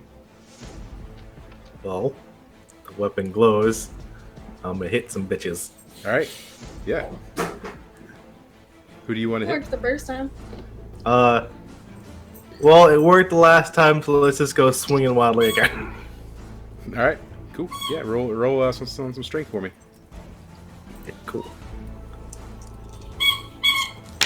Oh snap! That's what 3, 4, 5. 5. Did you add the? Yeah, that's 2 and a 1, and then +2. Yep. Plus one more. Plus one more. So 6. That's still a fail. Yeah, it's still a fail. Yeah. So even with the added benefit of the bless, you take your mighty swing, and Sometimes. I assume you're wildly swinging for the group, and they Pop someone noggin. well they see it coming this time, right? And they saw what happened to their buddy. So they all duck, and the two on either side of the one in the middle launch him into the air, and he comes down with both feet in your face. And as he's coming down, feet hitting your face, knocks you to the ground, and you take 2 damage as that happens, bringing you to the ground. And as you're landing on the ground and making a mighty thud, Morig, you've managed to get up by now. You've stood up from your catastrophe. Paul hits the ground right beside you. What are you doing? Well, I'm gonna try to go for this guy's knees. Clearly, trying to just hit him square in the back didn't work. Yeah. So I'm gonna go a little bit lower. Okay. Try again. So that's a 12. Okay. Yeah. Roll over your damage then. I think was D6. I know that. Yeah.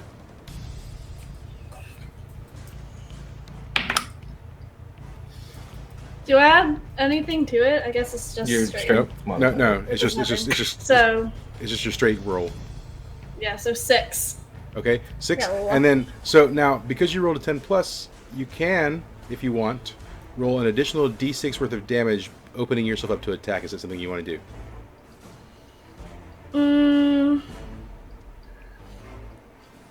You know, just because I, as a person, know how unlucky my future rolls are going to be and how unlucky I am in general, I'm just gonna like Okay.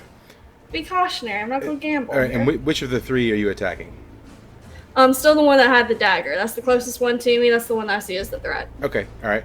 All right. So yeah, tell me how you do that. Like, paint the scene for me. Where are you stabbing him? So I take my staff, try to hit him at the back. It didn't go very well, so I swing it back down and hit him right in the knee.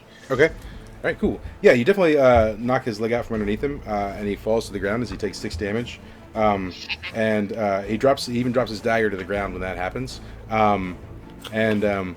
Meanwhile, the one who is sort of kicked Paul in the face has leapt off of Paul's face and is now in the air, continuing forward towards Stockleg, who has drawn his attention. So he's in the air now, like about to get Stockleg. What is Wilbur doing? Can I try to smack him out of the air? You're kind of far away. You could probably throw something and get him, but you've walked across the room to get this orc, which you didn't. Okay, so I'm going to pull out my bow and try to pin his pants to the wall. Okay, roll for it. Nope. Yep. Stockleg, can you roll a Defy Danger for me? And that'll be on your dex, so 2d6 plus your dex modifier.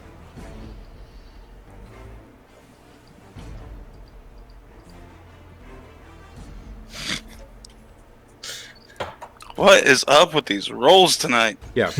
Yeah. Wait, I can't say anything. It was like this Thursday for me too. Yeah.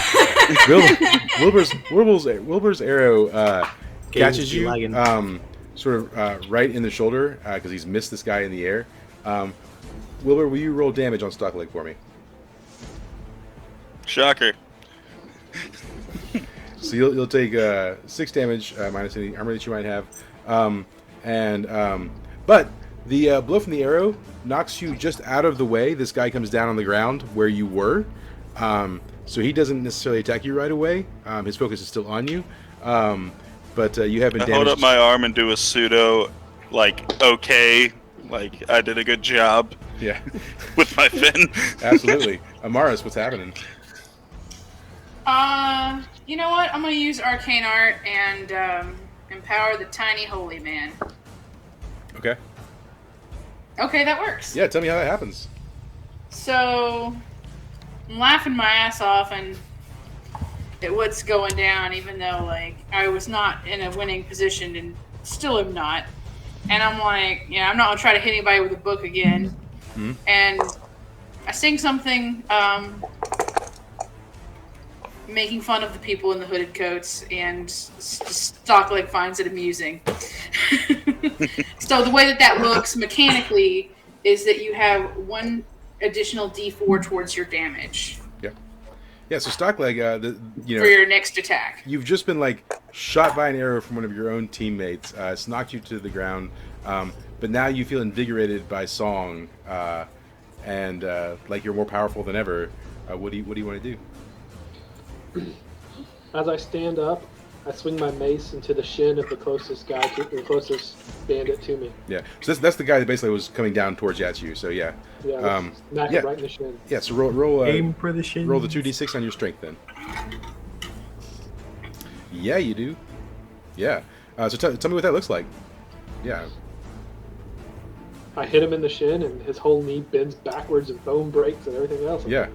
So yeah, roll some damage then. And you get the additional D4 too, so.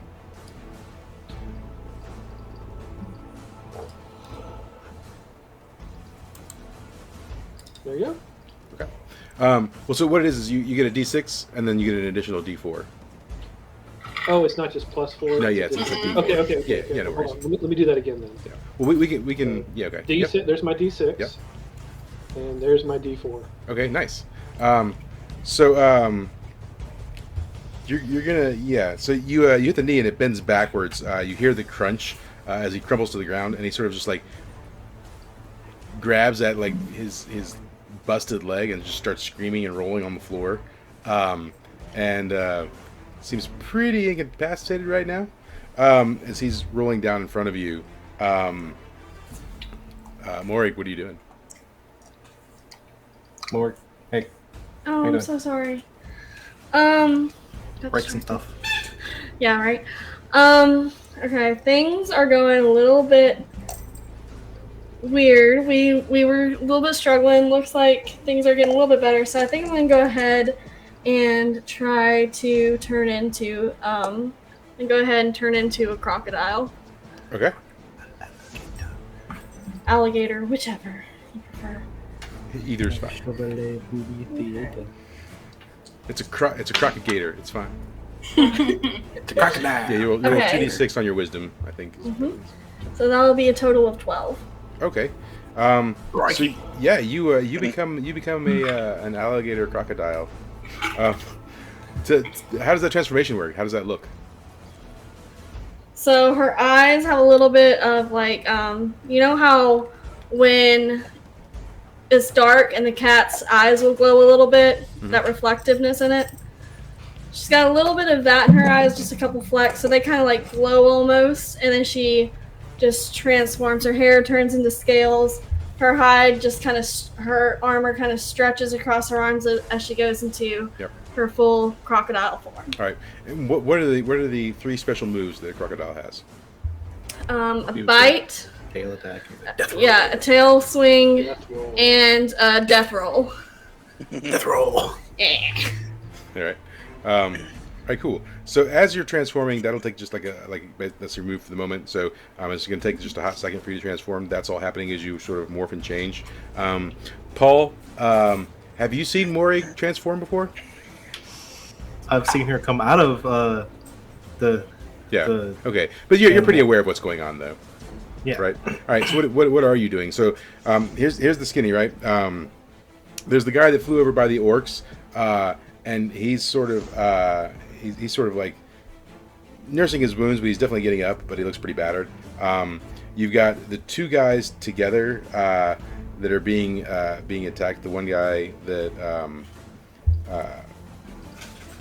Morag attacked, and then the other guy who's not been attacked at all. Then you have the guy rolling on the floor by Stockleg, and what are you doing? So I want to try and run across the orc's table, jump, and kind of bring the hammer down on the guy's dick, because that's funny. The guy that's sort of like nursing his wounds. Yeah. Okay. Yeah.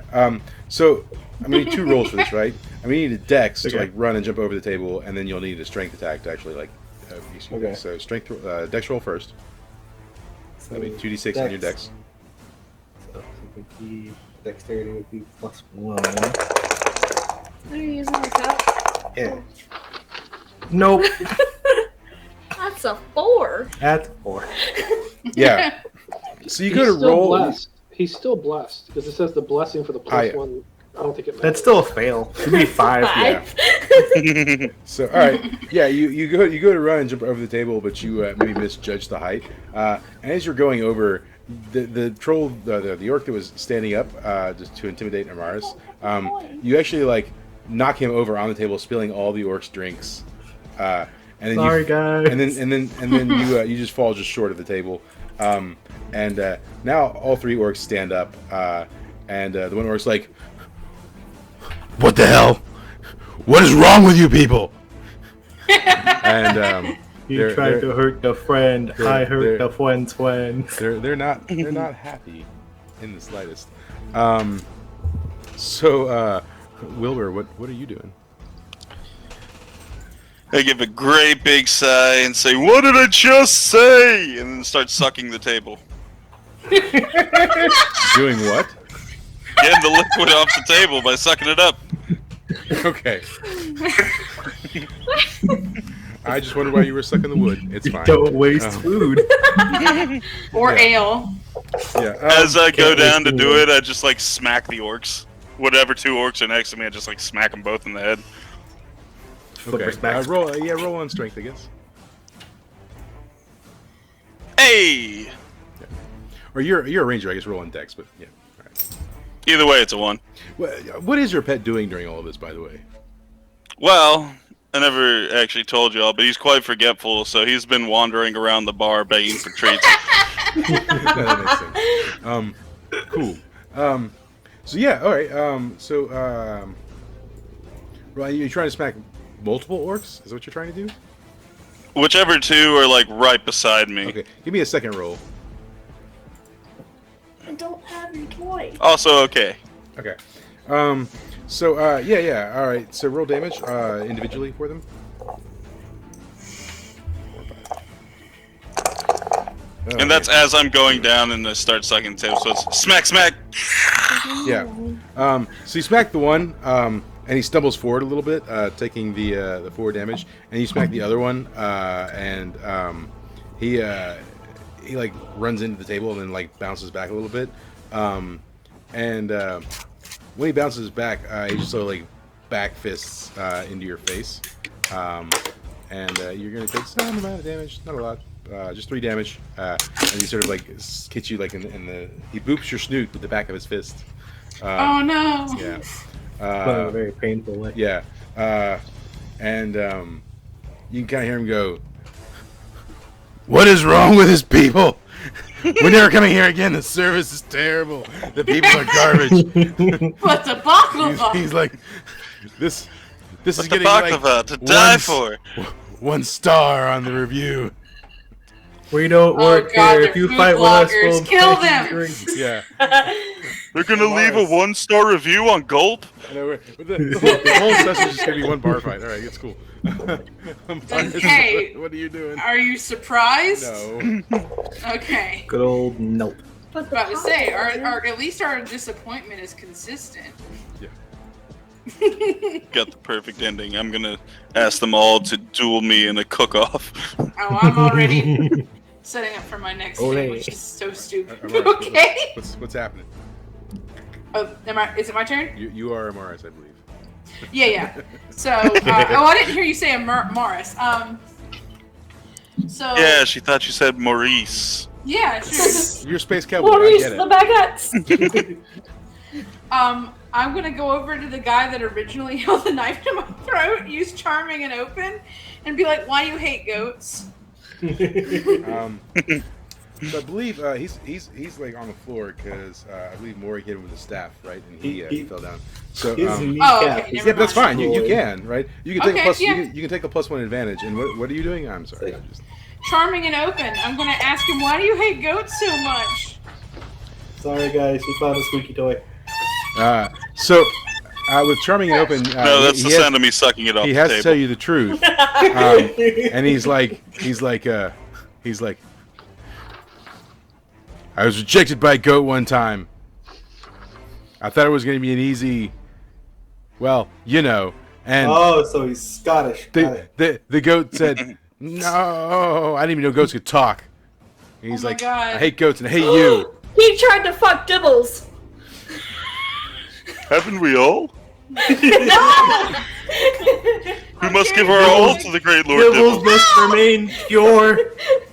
Yeah, so you're talking. Doesn't mean I have to. In the middle of a fight, you're conversing with this dude, and that's Either fine. we fucking, I'm fucking. So I'm just like in horror, yelling, "He fucked a goat!" yeah.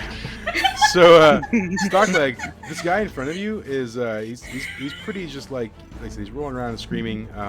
So now I will say, with the dungeon roll system, if you have a clear shot of something, then you can do it without rolling, right? Because let's say you know, somebody's entirely unconscious and there's nothing to stop you from like just punching him in the face. You can punch him in the face. I'm not gonna have you roll for it because it doesn't make sense. There's no difficulty rating because it's happening. So if you wanted to like basically hit this guy on the ground, you could just roll your damage. I'll hit someone else. It's a bar fight. The next closest person standing. Okay, all right. So that would be so. There's the guy that had the knife. He's on the ground. The guy that was beside him that helped launch the guy that came after you. He's the next closest standing person, other than your own party members, obviously. Hit him. All right, yeah. Roll on strength then.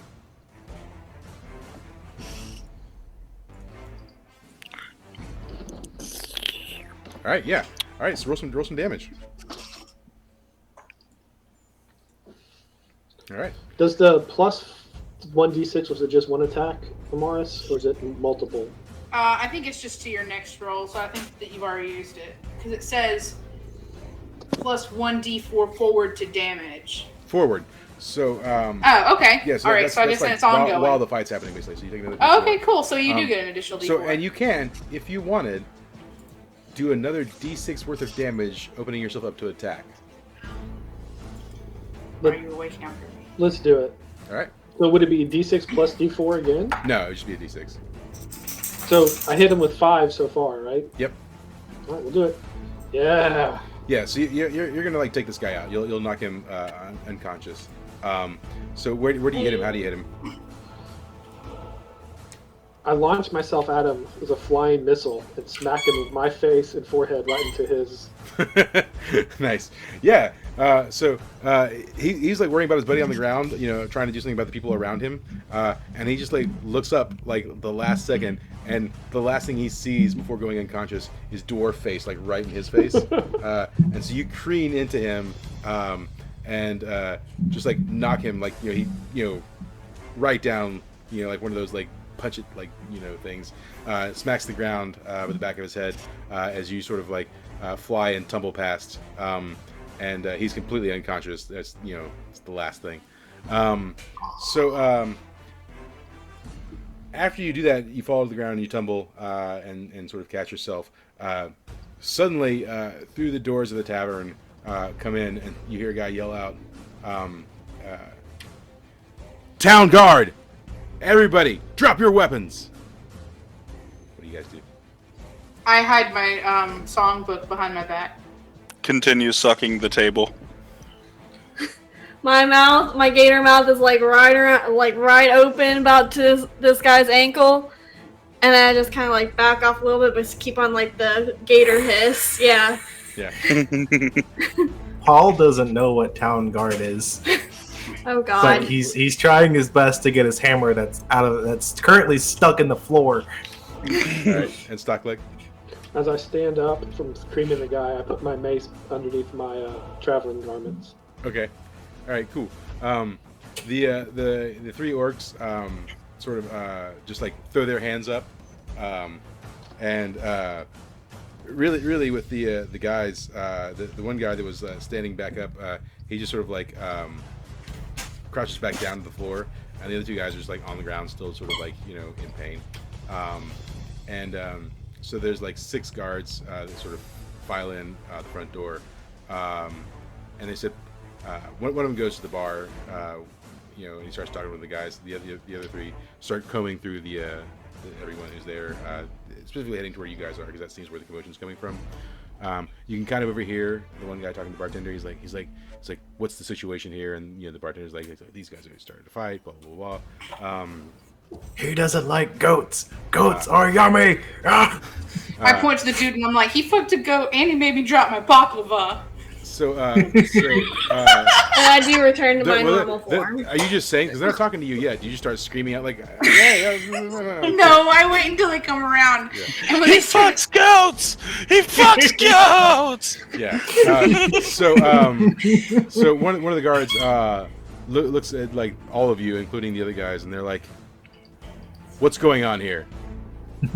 He fucks goats. and they make me drop my baklava. Does Paul yell that out? Yeah. Paul just like, he fucks goats. So the guard says, "That's not a crime here, sir." And then I add in very sadly, I'm just like, and he made me drop my baklava. So one of the guards goes, That is- "The baklava? No!" Yes! Yes, the baklava. Turns against you're under arrest. Roll some charisma. Oh, okay. Alright. Shit. Yeah. So He fucks goats. I received That's not a no- crime I here. received- That's good to know for I later. received no refund for my baklava, but he is sentenced to death. the one guard was like, these guys are definitely like, they're in the clear. I mean, this guy dropped baklava, so he's trying to make a case for you. So he definitely like is on your side. The other guard, one of the other guards that's over there, the one who sort of like asked what was going on in the first place, walks over to Stockleg, because he just kind of looks like old and like he kind of knows what's going on, and he says, "Excuse me, sir. Do you mind explaining what's happening here?" We were eating, they pulled a knife, we finished it.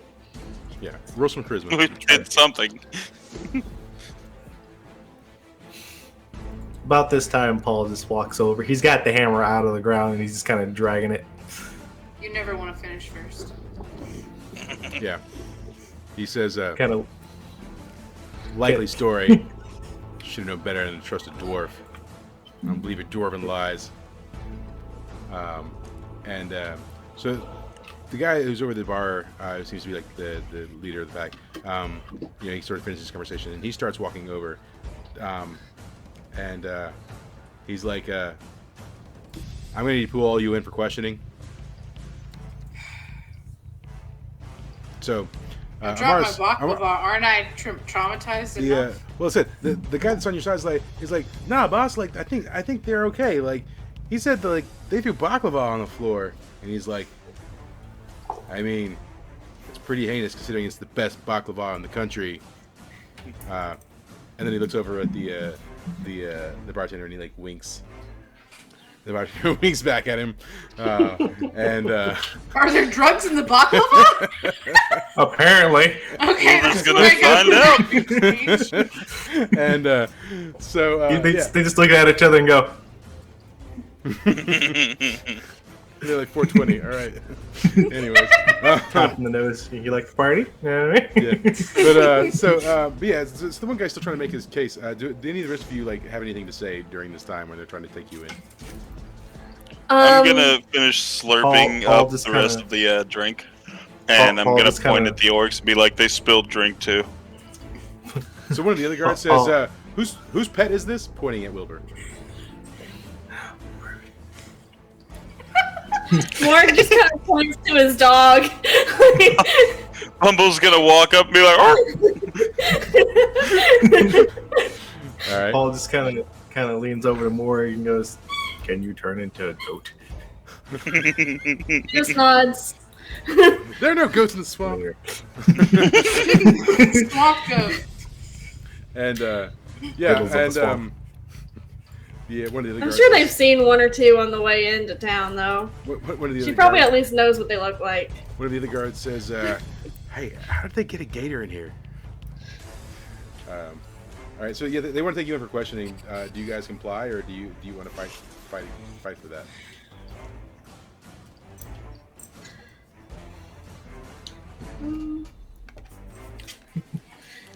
Wilbur just follows the pack. Can I kind of go to the guard that's like not totally on my side and ask just how looks can at I his get finger. you Jesus! to let me go with charming and open? You can. Charisma roll. Yeah. Yeah! All right. So yeah, you ask like, hey, how can I get you? And he's like, Get your friend to turn well, into a goat. I mean, I could probably work something out in your favor, but I'm gonna need something from Flips you. wood. Okay, what would that be? He says, listen, this town's famous for its baklava, right? You know That I that. know. Yes. Yeah, this shop's famous. But well, you see, there's this other place that's opened up a baklava stand just one town over. Got They it. Burn claim- it down. They claim they have the best baklava. They're ruining our tourism. And I don't know if you know, but the town guard, we get paid on taxes. The taxes here, mostly from tourism. He says, I am a heinous being, but I hate liars. he's like, listen, if you could take care of that little problem for us, I think maybe we could come to an agreement. Can I discuss with the group that we need to sabotage a baklava shop in another Well, village? you could say, hey, can I talk to my group real quick? Okay, yes, then I would like to do He that. says, sure, take your time. But don't take your time.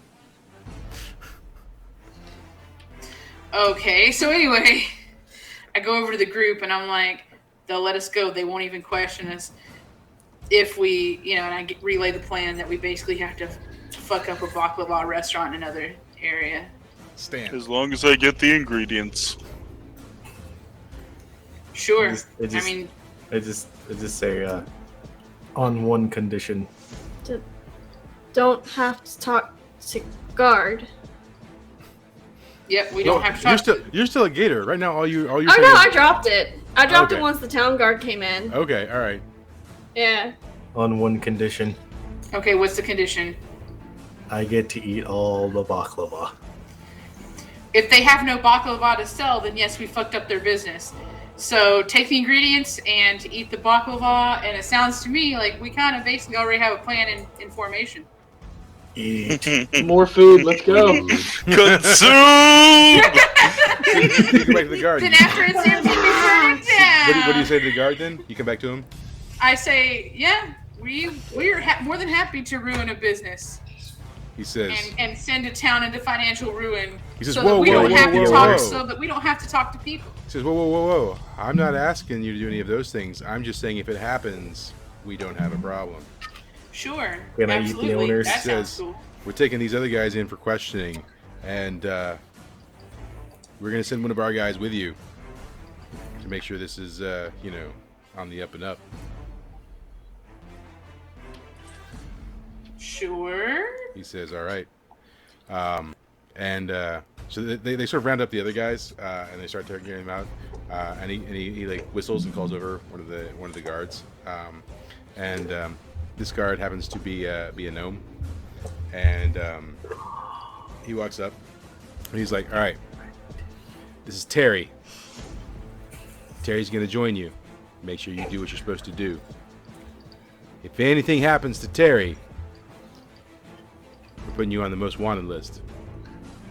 You understand? And Terry better not be useless. I stabbed Terry. Paul just has his hand up. No. Okay. Paul has his hand up. Yeah, the big guy. No eat Terry. He says, no, do not eat Terry. If you eat Terry, the full might of the town's guard and the alliance of all the surrounding towns will be upon you. Wilbur raises a flipper. Not a foot. Just Not a foot. He says, and he kind of looks at you guys and he's like, does your pet speak? I mean, he's not our pet, but yeah. He says, okay, look over at the dog. what do you want? I have a really good recipe for people named Terry. He says, oh, dear God, I don't get paid enough for this shit. Is it called Terry Masu? Well, what about teriyaki? Yay! And that's the rest of the game. All right. He's like, no, we. And Terry raises his hand, and he's like, "Oh Jesus Christ! What is it, Terry?" And Terry's like, "I'm not feeling too good about this." And he's like, "Look, just go with them. Make sure we do what we talked about, and then you come back and report to me." And Terry's like, Why are you guys whispering? Oh God, please help me. Terry's What's like, gonna happen? all right, well, I get a bonus. I want a raise when I get back. And he's like, Terry, you're 3'5". You're not getting any taller. There's no raises for you.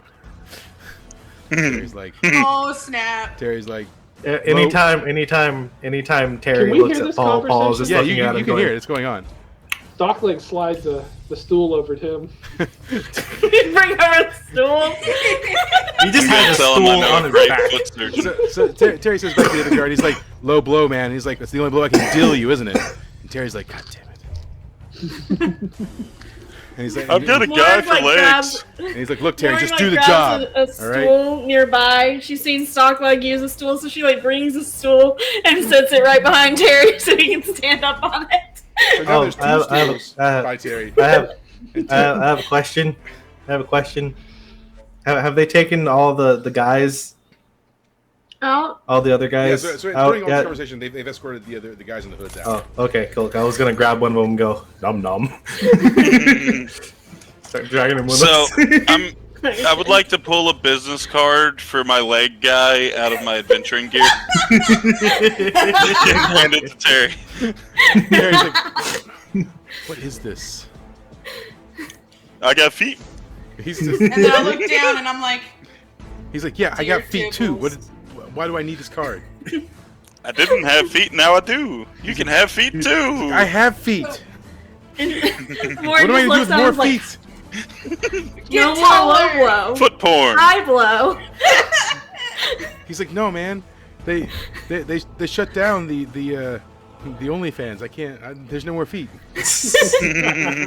Only feet. so Wilbur, now I'm imagining the world's tiniest feet, like just tiny feet attached to the It's walrus baby body. feet. They stole feet from a baby.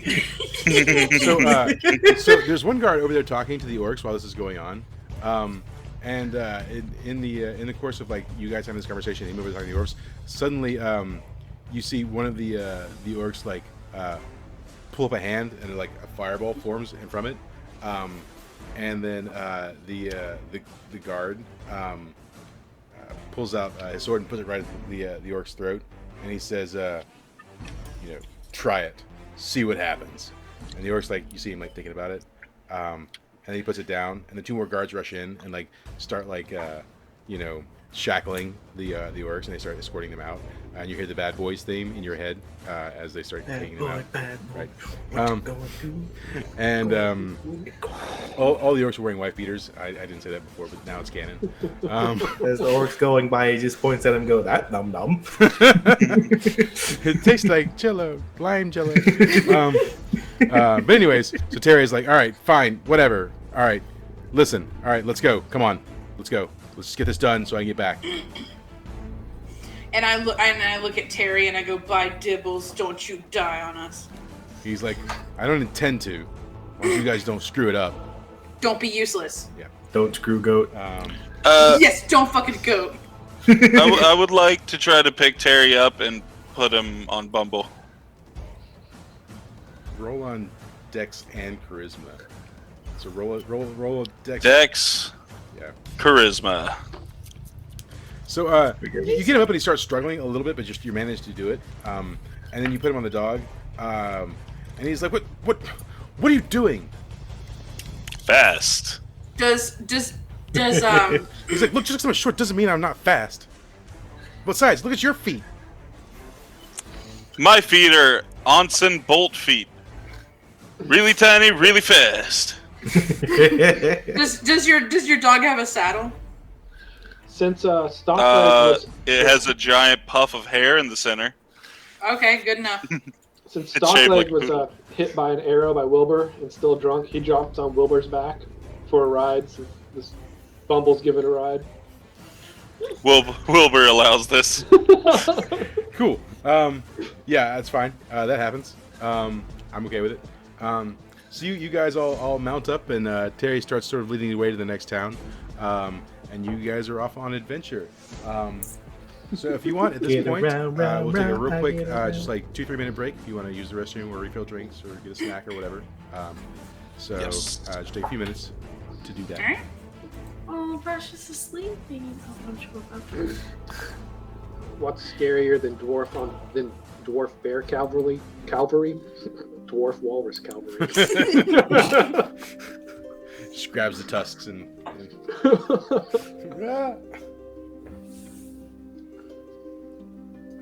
be right back.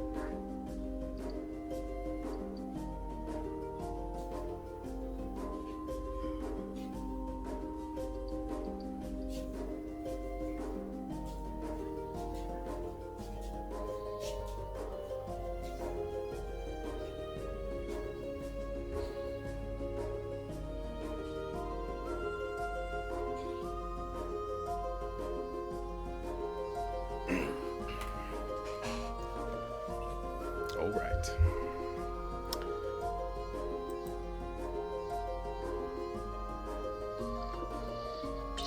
Thank you, Michael. This has been very enjoyable. Yeah. No problem. How does it compare to your last tabletop experience? Well, it's been most of the ones I do are board games, Yeah. really cooperative board games. So that's a lot of fun too. But no, for the setup, I mean, I haven't had I prefer the games that are dungeon masterless. Yeah. Because the dungeon masters I had have not been very enjoyable. Yeah. You're a lot more like. It's very Yeah. enjoyable. No, So- like I said, the rules are there for a reason, but like, I'm more about just like the role play and the fun, right? We're just, Oh yeah. we're just here for a story. So No, it's a lot of fun. So. Yeah. I didn't know how serious this group would be, though. So I had no clue. no, I've yet to play with a group that's serious. Like I said, I had a game where someone pulled an Apache helicopter out of a bag, so Yeah. it's whatever. So a number of one shots that I do custom character sheets, and it's a custom game. So it's a little more involved than like necessarily this is, because I'll have people pick a character, and then I'll generate its own character sheet with its own special moves and all that kind of stuff. And so I try and do we've done a lot of themed ones. So I said we did the Jumanji. The last one we did I think was Final Fantasy Tactics. God, what have we done? We did a mech battle one, which really sucks because we did a stream of it, but my audio was in and out, and so I don't have like the recording of it. But everyone had like mech suits, and one of them had the ability to basically form Voltron. So, but it was usable only once, right? And they used it in the last fight of the game, and they formed Voltron, and once they formed Voltron, it had like massive damage, but it also came with the consequence of like if you rolled poorly, you would die after the fact. But they had an amazing roll, so it went off quite well actually. That's funny. We did mall zombies, so we did like a Dawn of the Dead sort of thing. That's cool. And that was actually a lot of fun in the sense that because some stuff happened that I didn't expect. I took the layout of the. Have you been to Concord Mills in North Carolina? Mm-hmm. Yes, Right. we love So- that place. Yeah. So I did that mall. I went online, just grabbed the layout of that mall, and was like, all right, this is where we're at. They have the aquarium in that mall. Oh yeah. Yeah, they decided to go into the aquarium, and then while they're in the aquarium, one of the characters was playing as the security guard, so he had a gun on him. He felt it pertinent to shoot the aquarium, and all of the fish got loose, and because we're in a zombie scenario, we ended up with like zombie sharks and zombie penguins and. Oh yeah, you're Yeah. talking. Yeah, It was great. it got out of Let's hand. not forget, I played a priest who found guns, cocaine, and a stormtrooper suit, and just proceeded to rip shit on people. Oh yeah. And you did lines off your gun. Hell yeah! You sure Most of us died. We only visited 2 stores. Everyone No, died. I'm pretty sure everyone died. Everyone died. Yeah. Mike And made then, sure that everyone died that game by bringing back super zombies. Well, it You started. guys got to zombies. be the super zombies though. I can't remember I what his didn't- character was, but it started when Dylan shot Yeah, the we're back. aquarium. Mm-hmm. Don't say anything weird right now. I will say, Brad did the most Man, you're innovative so thing in that fucking game. hot. He was like, God, I love they were in before when they were in the He aquarium, really is so fucking hot. They were in the gift shop, and he's like, "What's in the gift shop?" And I was like, "I don't know, I T-shirts love and you. cups and whatever." Mwah. And he's Oh, like, "Cool, yeah. I'd like to get a T-shirt." I'm like, "Okay." And he's like, "I take the T-shirt and put it over the zombie penguin," and he rolled really well, and he did. Like, so he like basically blinded the zombie penguin with a T-shirt, and I was just like, "That's genius." I think we all know Mike's the sexy one in the stream. No, Pretty hot. not in the slightest. You should see him the other day. I actually got a side feature of his face. Oh, it's my wall screen. Ooh, It's the goat. Greatest getting of all hard. time. Anyways, hi guys. Yeah, welcome back. We're back, Brazil. Yes, yeah, we're down. What's up, bitches? We're down to the Oh, one you're viewer, probably waiting. from Brazil. It's a running joke. We so I get like the stream statistics after every stream. Did you move the table? No, I moved did. the mic. But Yeah, Mike, you did. God damn it! quite often we get viewership from Brazil, and it doesn't make sense. But I appreciate the viewers from Brazil. Hola, ¿cómo estás? It's muy bien, gracias. Y tú? Okay. Sí, señor.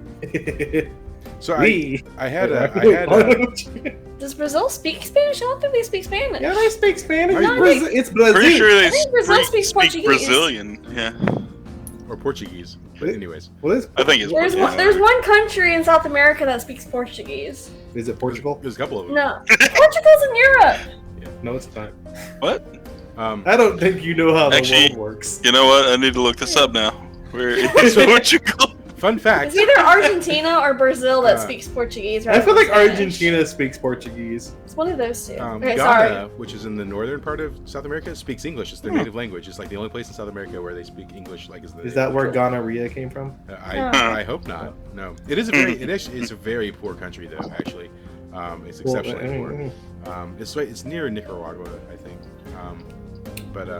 Yeah. Anyways, What about Venezuela? um, They're poor. yeah. Well, I mean, a lot of South America is poor, right? I mean, it's just the way it is. Socialism. It's worked out so well. Anyways, I don't want to. No, we're not getting political on the stream. Okay, we're not gonna get political. Um, Sorry. Yep. We'll just say I've been sniffing around a bar or two. What? Yeah. We're from the south. I've had 2 cups of mead, and I cannot be getting political. So Yeah. Is it mead? mead. Is it I really really wanna mead? get What you is by mead made out of? yourself. honey? 2 cups of Honey. mead. It's Honey? Yeah. It's so it's like with if you make wine with grapes. Yeah. Instead of using grapes, Or you use blackberries. mead. You use honey to make mead, so it's Yeah, honey wine. you use essentially. peaches. It's real easy to Okay. make. I highly recommend you look it up. You can do it in your own house within about We've made 2 months. some things. We tried to make what was it? It was vodka gummy bears.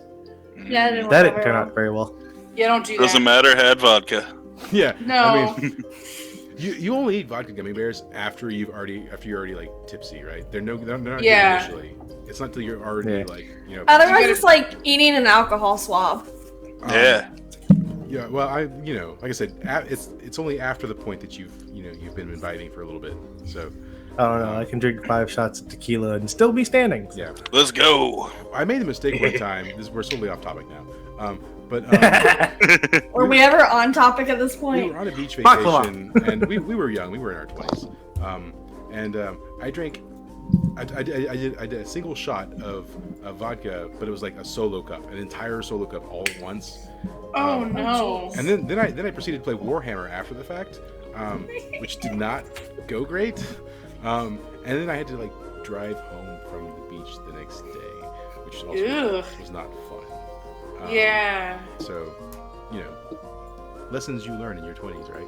That's like hysteria. Yeah. So, anyways, as we get back to the game, you guys are traveling to the next town. It's about half a day's travel away.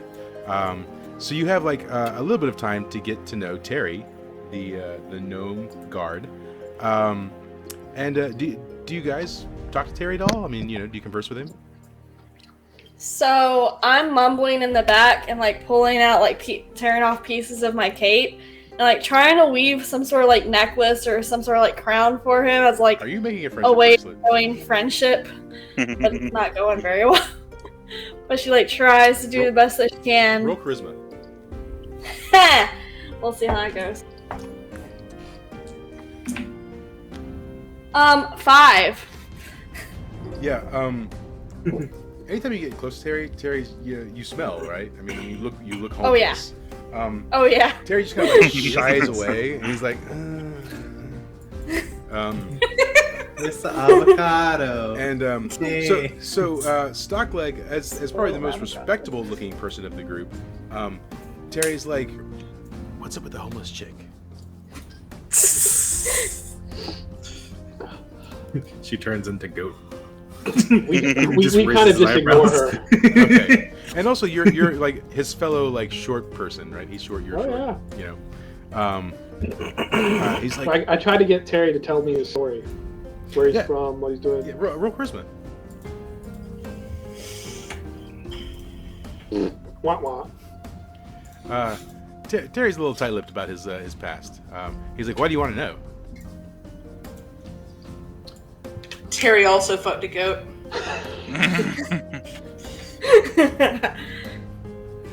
Life So is can I adventure. use charming and open and ask Terry what's his deal? Okay, but he gets to ask you a question too, right? So that was, Yes. Is that automatic or do I roll on it's, charisma? we can do automatically. So you ask him what's his deal, and he's like, look, freak. He's like, look, I've You only been don't with the fuck castle goats, guard that's- for like 6 months, man, and I don't know, man. I don't know if it's I'm just getting dumped on, or if it's just really high stress, but they treat me like crap. All right, they don't pay me nothing. He's like, and I just get all the most terrible jobs. I've almost died 5 times. And he says, so I don't know. What's your deal?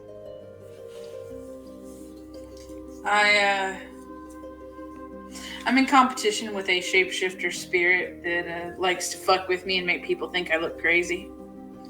He's Also, like, why would anyone do that? because he's a dick. Secondly, He's like, do you ever think that maybe you're the dick? Valid. He's like, maybe you I feel deserve like it. Morg probably overhears the word dick and just kind of like looks over at Wilbur's dick dragging on the ground. A little bit confused and just kind of like goes back to walking. So hold on.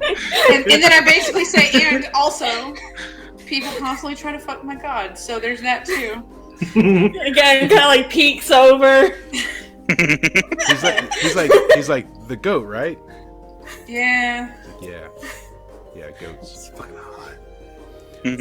So as I segue for half a second, Wilbur, when you walk like in the dirt, is there like a string of footprints with just a solid line in the middle always?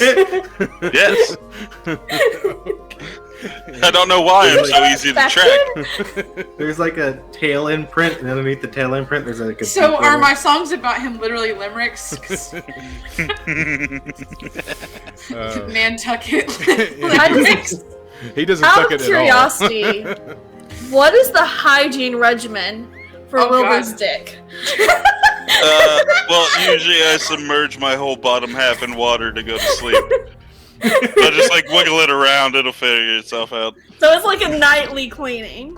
Pretty much. I have questions that I'm Okay. just not going to ask. Masturbate. Anyway. Please. So yeah, Please ask him. So Terry's talking to Amaris, he's like, "Hey, so that walrus guy, you ever hit that?" No! He's like, "I'm not judging." Paul. So while they're walking, Paul accidentally steps on the drag behind penis by accident. Wilbur, Terry, and I'm roll like, defy unlike danger. the people that have defied Dibbles. He just barely clips it, right? It's not enough to hurt, but like, it's definitely like, you know, it's a clip. He's kind of into it. All right, It so stiffens a little bit. about to go off screen. That's cool. Cool. So yeah, you're talking with Terry. He's a little offstandish.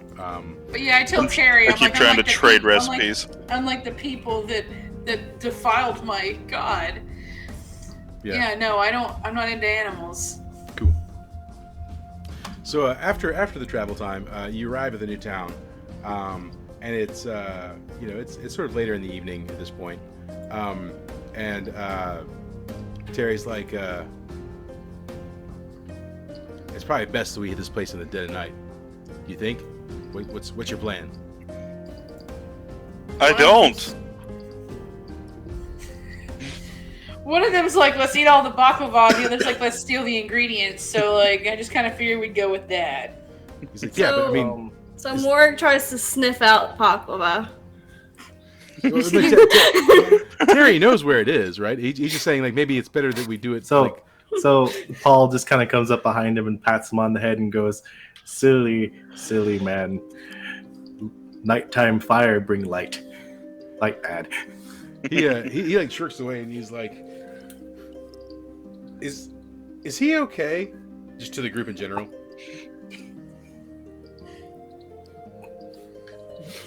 I just We start don't know. flapping my head up and down and left and right and just. And he's like, He just looks down at Terry and just kind of licks his lips a little bit. He's very hungry. I look at my songbook and I kind of get really philosophical and go, are any of us really okay? Terry just like puts his hand like over his like his face, and he's like, I don't get paid enough for this shit. Oh my god, it's wrong. I'm quitting when I get back. I just can't do this. I look at him and I'm like, you should pray to Dibbles. Wait, we over Morg here kinda him like- muttering to himself? Yes. Morg kind of Okay, and goes I'm like, through her if you get pockets back.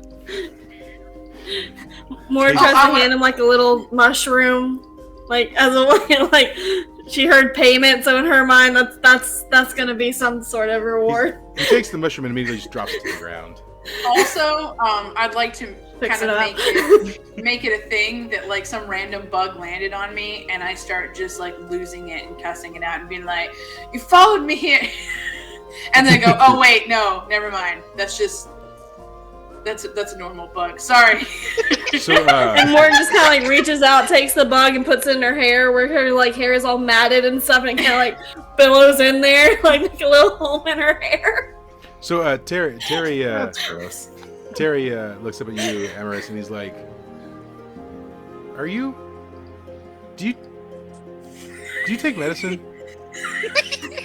Chocolate Look, discharge. okay. The nameless shapeshifter I told you about earlier likes to like mess with me by becoming things like a tavern cup or a beetle or a crazy person. Harry. Terry's like, hey, dwarf, stockleg. The only normal person in this group. Our keeper. He is our keeper. He's like, do you have a plan? Yes, we're just gonna go eat it all. Like now or later? Like I Now suggested. they can't. I know this group. They can't wait He now. says, oh dear God. Paul just raises his arms in the air, goes, eat it all, and runs forward, not knowing where he's going. When I hear that we're going to eat baklava, I'm like, praise Dibbles, I was starving. So he sort of leads you to where the shop is, and when you see when you see the shop, it says Tim Dastardly's Baklava. Hey, it's Tim. I try to Tim, the cool man, morph. Taylor. I try to like flip Well, him hold on. off with my fin. You see it from like a distance, and Terry's like, all right, you guys do what you got to do. I'm gonna just like watch from like the hill over here. Okay, I can't be a part of this. I'm gonna wave. Just bye. He's like, no, shh, you don't know me. Is he an X or something? I'm gonna lean over to Amaris and be like, "Who was that?"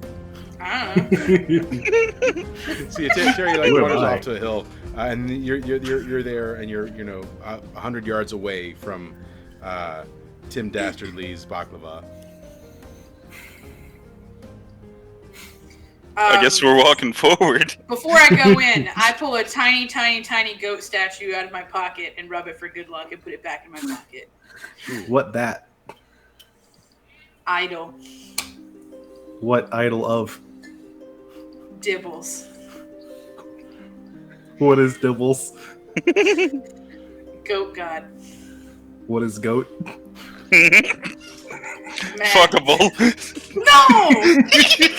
Why did we send Wilbur? No!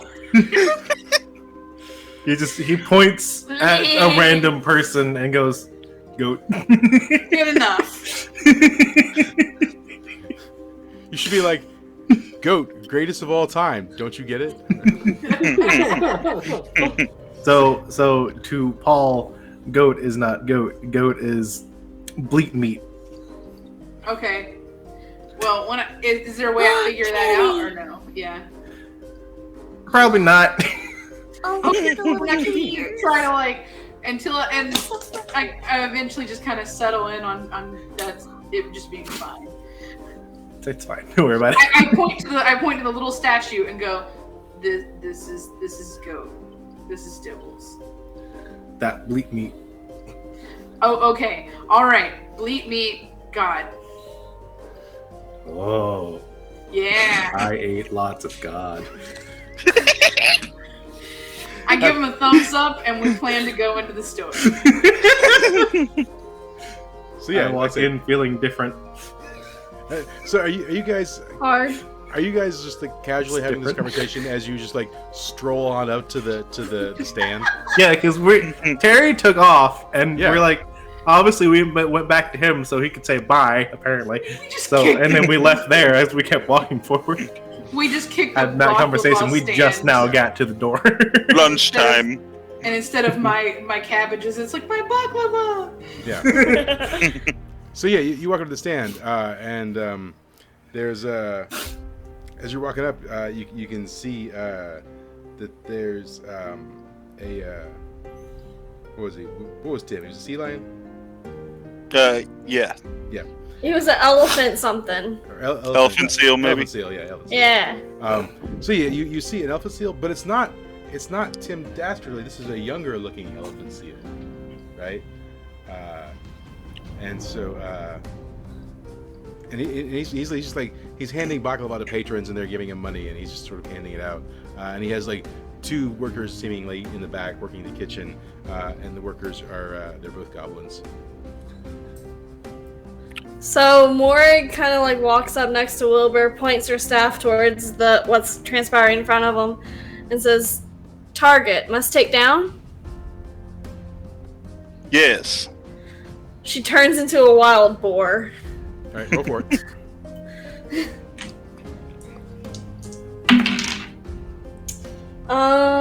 8.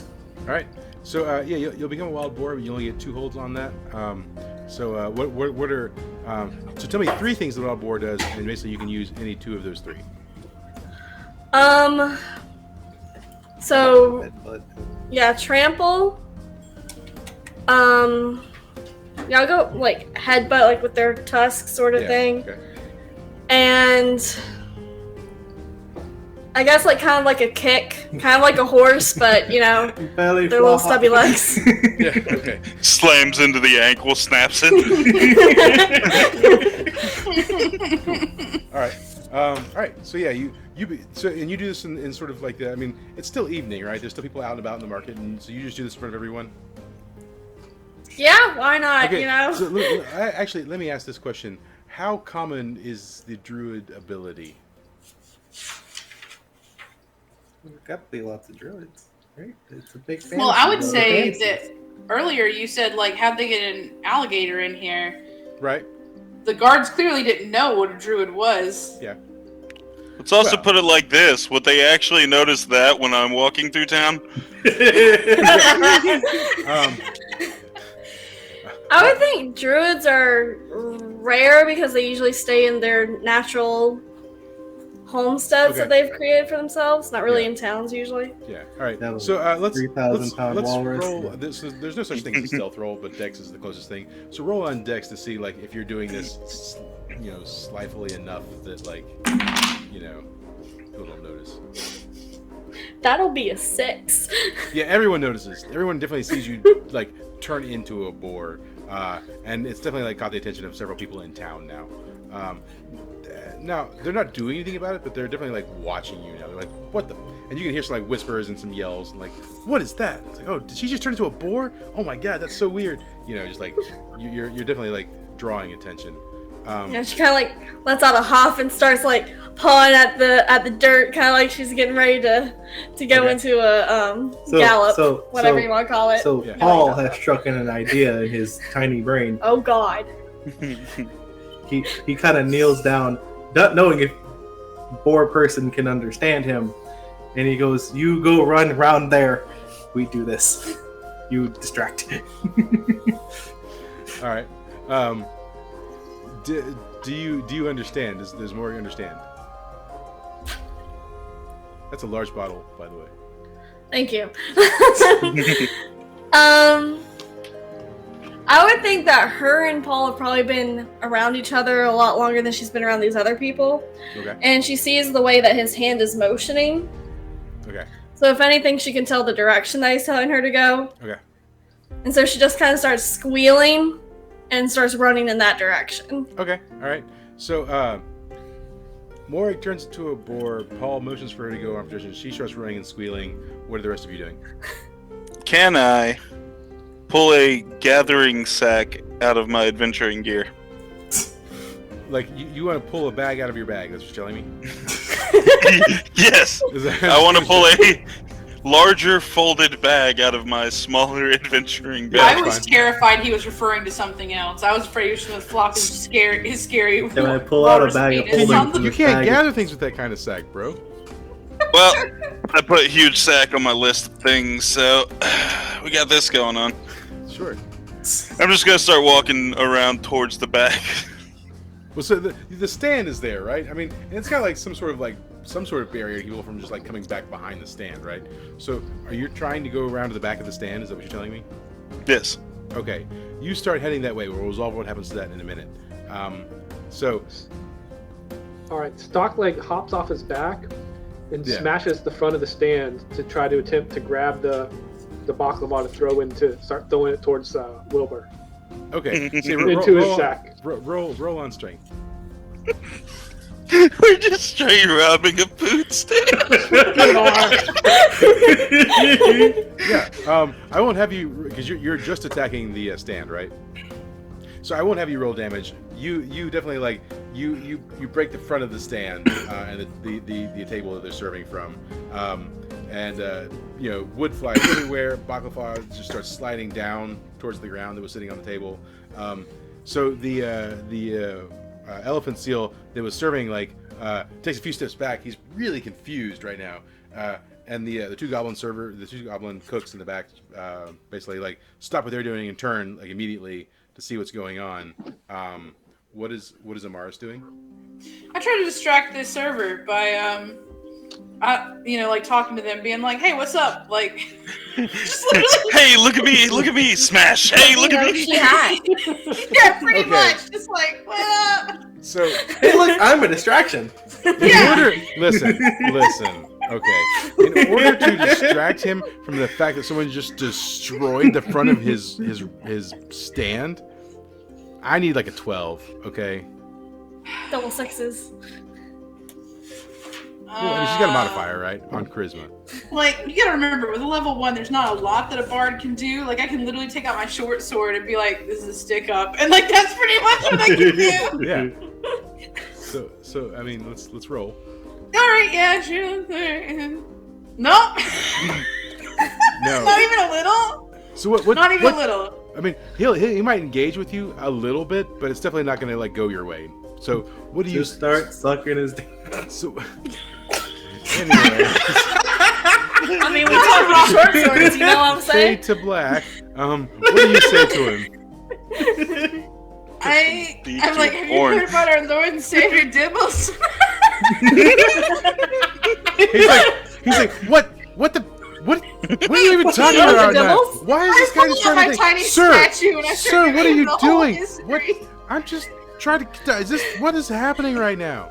I'm trying to save your soul, and I continue to talk about Dibbles. I don't give a crap about what you're trying to say. Very loudly, with a lot of gusto and a lot of hand and arm movement to try to hide what's happening, which is not working at all. Yeah, so he's sort of yelling with you because you're the mouthpiece for the group right now. So at best, that's what you're getting. He's sort of yelling back at you and why are you doing this? What's going on? And I'm talking over him and just keeping on with my story, just once upon a time in a small village. Yeah, I'm giving him the whole Dibbles breakdown. So I got brochures and everything. Time ago in a town called. Just giving the religious origins. So Maury, you're just running off in the distance. Is that what are you doing as you run off in the distance? So a lot of people are I'm squealing. I'm going through flower beds. I'm kind of causing minor chaos. That's not quite illegal per se, but I'm definitely making a ruckus. Yeah. So the people around the town that are just in that general vicinity are paying less attention to the stand and more attention to what you're doing. So really, the eyes are not on the stand; they're on what you are doing right now. Yeah. It's the goose game. Yeah. So what is Paul doing? Now that Morg is doing the thing that he said, happy that his idea seems to be working, his brain glitches a little bit, but then he goes over to the stand and just takes out the hammer and just starts breaking things. Just breaking everything. The stand's already sort of broken into and everything's falling to the center. It's all smaller happening pieces, at once. man. So you just want to keep bashing up the stand more? Yes. Okay. So other people are doing it. He wants to too. He's trying to take a bite out of the person guarding the stand. I mean, I thought about just going up behind him and taking the spiky end of the hammer and putting it in the back of his head, but I think that was a little much. Right. Yeah, we're not that smart. 4, 5, Who would aim 6, for the back? 7, 8, it's 9. Okay. Yeah. And you're not hitting people, just the stand? Just the stand. Yeah. Let me get you to roll some damage to see how badly we're doing the stand now. Is it in splinters yet? It's only a 3. Okay. Yeah. So you're basically knocking out some supports, and so the tarp on top it starts to fall down. And Oh, good. Now no one can see me bashing against the guy in the back of the head. The guy who was arguing with Amaris, the elephant seal, is like, what is wrong with you people? Maybe if you'd prayed to Dibbles, this wouldn't be happening right now. And yeah, Mad How's your boar fever. insurance policy? and he's like, We're from the mortgage company. You ain't paid us. No, I was thinking we've tried to contact you about your extended warranty. Understand? He starts yelling, Goebbels, Gary, do something. And the goblins are like, shocked for a second, and then they sort of like pull little daggers out from behind them and start running towards you guys. Stockleg, hold on. Wilbur, you've reached the back of the tent as everything's sort of just like falling apart. What are you doing? I'm gonna pop a tusk off and cut the back open and walk in. Okay, yeah. Roll on Dex, I guess, for stealthiness. I'm not being stealthy, but okay. Well, I'm good at it anyways. There's someone screaming about religion. And no one and notices there's a what you're doing, right? So you slip. I think they might be too worried about the giant Chaos. man and the other smaller man. While you slip into the back, what is Stockleg doing? He's yelling, "The goblins poisoned the baklava! Don't eat it! We must take it all!"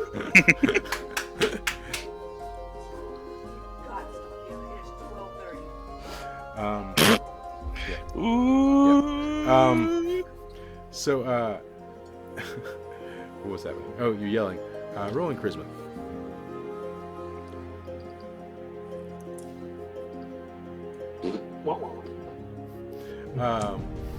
So, no one really believes what you're saying. You're yelling, and people are like noticing you, but no one believes it. I do flip her up and try to okay at him. You're in the back.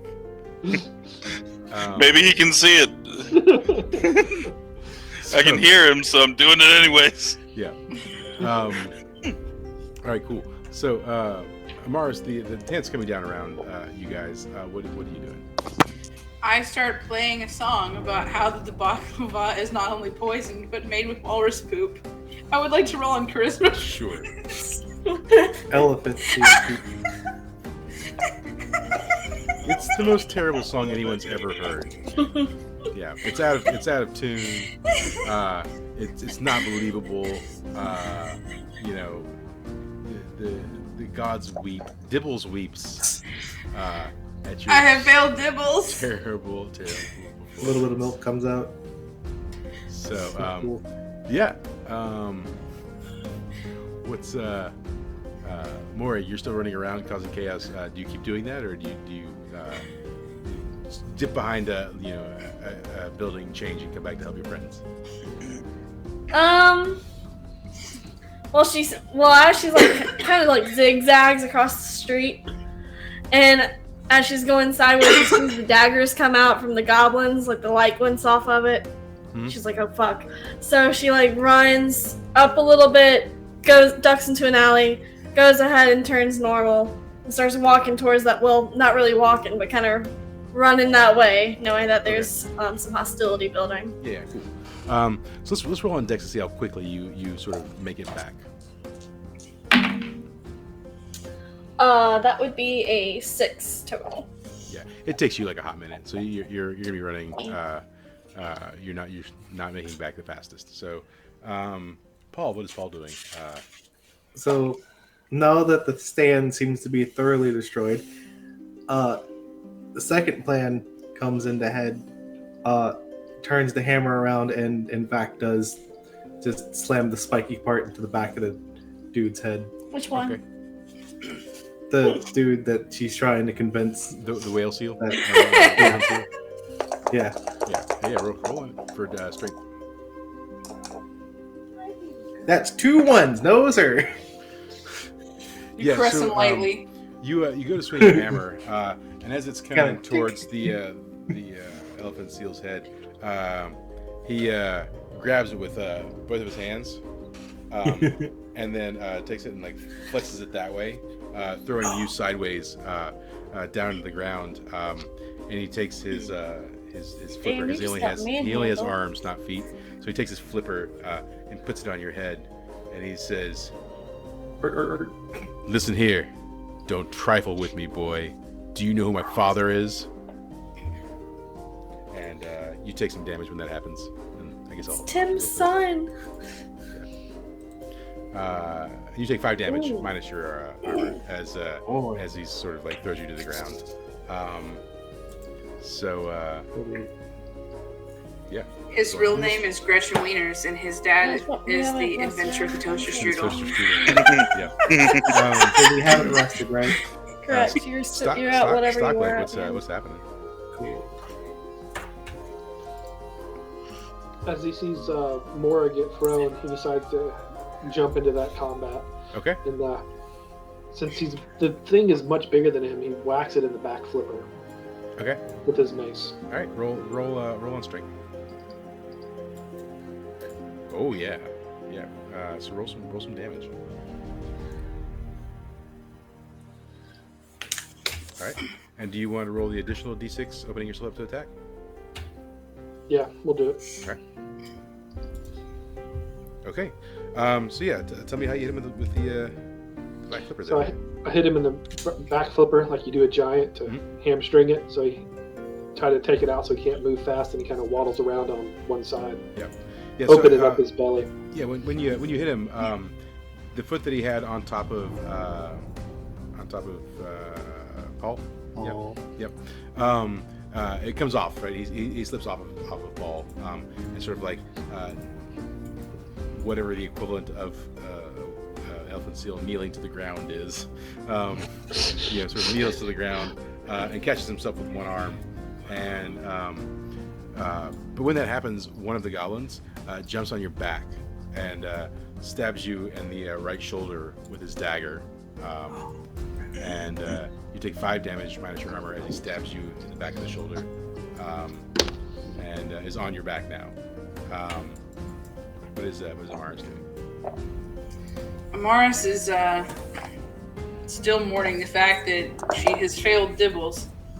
So to comfort herself, like, is there any way that she can reach some of the baklava to comfort eat it?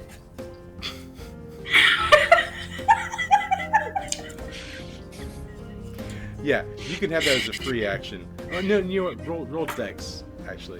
Roll Defy Danger with Dex. Sure. Yep, no, that's not happening at all. She's so sad. Yeah, so you pick up the baklava and you're raising it to your mouth, right? And just as you get to the cusp of your mouth, the other goblin whizzes by you, cutting your cheek with his dagger, causing you to drop the baklava.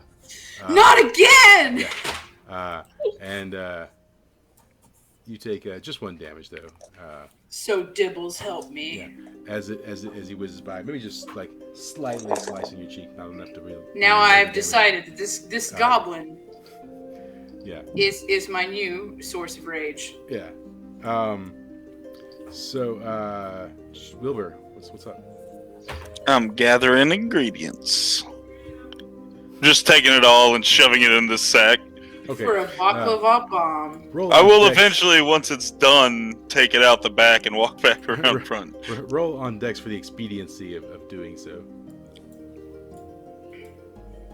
Cool. Yeah, I mean you're Kind of gathering- hard with the flippers. Yeah, you're gathering things up, but basically next turn around you'll have been done gathering it all, and you can sort of can move on. So you're just back there gathering ingredients. You know, never the wiser. So Morig, what are you doing? So she finally gets about over there, and she goes ahead and takes a swing at one of the goblins. Okay, so there's the one that just cut Amaris in the cheek, and there's the one that's like literally on Stockleg's back. So whichever one would be closest to her. Probably Not the one sure on which Amaris. one. Okay. That would be a 4. So no. Yeah. Nice. So as you're going to attack this other goblin, the one that just cut Amaris. You're coming in for the hit, and seemingly out of nowhere, the elephant seal rises up and uppercuts you right at the bottom of your chin, and you take 3 damage as he just knocks you back several feet with his uppercut, and you fly. That's it. You fly back just a little bit. Paul, what's happening? You were on the ground with the elephant seal pinning you down. He got knocked off by Stockleg. A number of things transpired around you, and the elephant seal is just now punched Morag with an uppercut, knocking her back. What are you doing? He's gonna stand back up and try to hit him with the hammer again. Okay, roll for it. That's a 6 and a 5, so Okay. pretty sure that hits. Yep. Yeah, you roll for some damage. Be like 13 total. Jeez. It's only 1 damage. Okay. Do you want to roll the additional d6 opening yourself to attack? No, I don't Okay. trust myself. Alright. So you're gonna kind of like graze him. Tell me how that happens. So he's gonna try to cause okay, so he punched friend after getting hit and hurt by another friend. So this time he's just kind of gonna go, instead of going from up to down, he's getting back up. So it's kind of going from left to right. Yeah. And I guess so, just like the tip of the Just the tip. just the tip, just the tip, Just kind tip on of the blower. grazes across the back part. Yeah. Of the, Okay, so like I guess we pause it, like he's Head. dodging, right? He's like moving out of the way from the hit, but you managed to clip him. Yeah, he takes just a little bit of damage when you do so. So he takes like a few steps back from your swing. Stockleg, you've got this goblin on your back. The elephant seal has just taken a few steps back after just being grazed by Paul. Morag was just hit by the elephant seal. The other goblin whizzing by Mara's hitting her. Wilbur is sort of nowhere in sight at the moment. What are you doing? Since I have this goblin on my back who stabbed me, I'm going to keep running towards the seal. And since I'm a stocky dude with full armor, turn backwards and smash into the elephant seal with the make a goblin pancake into the seal. Yeah. Let's roll on strength. Okay. So it's gonna happen. You're gonna suffer a little damage when it happens. So you are you like running and jumping, or are you just running and turning? Running and just turning. It's just Okay, yeah. So as you run and turn to slam them into each other, go ahead and roll damage. Okay, and that'll be to both of them. So as you ram one to the other, you ram the goblin into the elephant seal, and it definitely like knocks the wind out of the goblin, and you can hear it. When you do it though, it drives his dagger just a little deeper into your shoulder. He does let go and falls off because of the collision, but you take 5 damage as the dagger just like sinks deeper into your shoulder. He falls to the floor, and it knocks the elephant seal. He stumbles forward a few feet, and he's getting a little disoriented from being knocked, jumping back, getting knocked forward. So the next person to take an action against him will basically take +1 advantage due to his disorientation. So he's stumbling around. Amaris, what are you doing? Since he's disoriented and I get to take a +1, I would like to try to shoot him with an arrow. Okay. Where are you shooting him? Actually, that makes it a 10 because I already had a +1. So, just fucking pissed and sad because of my baklava. So I'm gonna make it personal, straight for the crotch. All right, and so roll damage. Okay. She's so cute. fuck this elephant seal. Let's see. And That's do you- Sorry, I'm Fun getting damage. distracted by sleepy puppy And do you want cuteness. to roll the additional d6 opening yourself to attack? I'm so mad that I definitely would. So you said an additional what? An additional d6. Okay. 9 damage. Yeah, so basically you fire an arrow, and then you fire a second arrow. Yeah. So the first one hits his crotch, and he reaches down to, like, grab at his crotchal area, and when he does, the second arrow pierces him in the back of the hand, he falls to the ground in pain as he's like, and he's trying to like pull these arrows out. I look at him and I go, the first one was for Dibbles, the second one was for my baklava. So, but as that's going on, the goblin that had cut you across the side of the face jumps up and like slashes you across the back with his dagger, because you're so focused on the elephant seal, and you take 2 damage minus your armor as he just slashes you across the back. Okay. Yep. Wilbur, you've collected all the stuff, and you're exiting the tent. What do you want to do, or do you want to come back? Do you want to come through the other side of the tent? Well, once I get done collecting it, I'm gonna hand the bag to Bumble and tell him to take it around front, and then I'm gonna walk out from the back. When you say hand, how's he carrying? Is he carrying his mouth, or what's happening? Yes. Okay. I kissed my dog so he can carry the bag. Okay. So, all right. And you're... Then I'm going to walk out from the back to the front. Okay. You don't want to come through the back, just to the front? Yeah, that's what I'm doing. Okay. He's going out the back and around, and I'm going just through. Yeah, so as you come through like the flaps to the front, you walk into the chaos of everything that's going on. What do you want to do? I'm going to see all the baklava laying on the ground. I'm going to shout, "The Bolshevik!" And then I'm going to slap whoever's near me. Good. Unless it's one of the party members. Yeah, I mean, when you walk out the back, I would say that Paul, Stockleg, and the elephant seal are all in pretty close proximity to you, along with the goblins on the ground. You know what? I'm going to lay on the goblin. Just like fall on him? Yes. Okay. That's 3,000 pounds. Roll on strength? No. Cool. The goblin's like, yes, harder, Daddy. He's a dexterous walrus, but not a strong one. Right. So you know what I'm going to have happen? He's soft. Roll your damage. He has a squishing fetish. It's fine. Yeah. Another Body 6. pillow. All right. So as you go to fall on the goblin, he takes his dagger and like hoists it up. So you fall on the dagger, and you kill the goblin. Right? He dies underneath you. Right? Oh, okay. Got But- crushed. But look at that. The dice gods are nice to you. You take 3 damage as the dagger just sinks into you and embeds itself sort of in your sort of chest region. So Hard to breathe.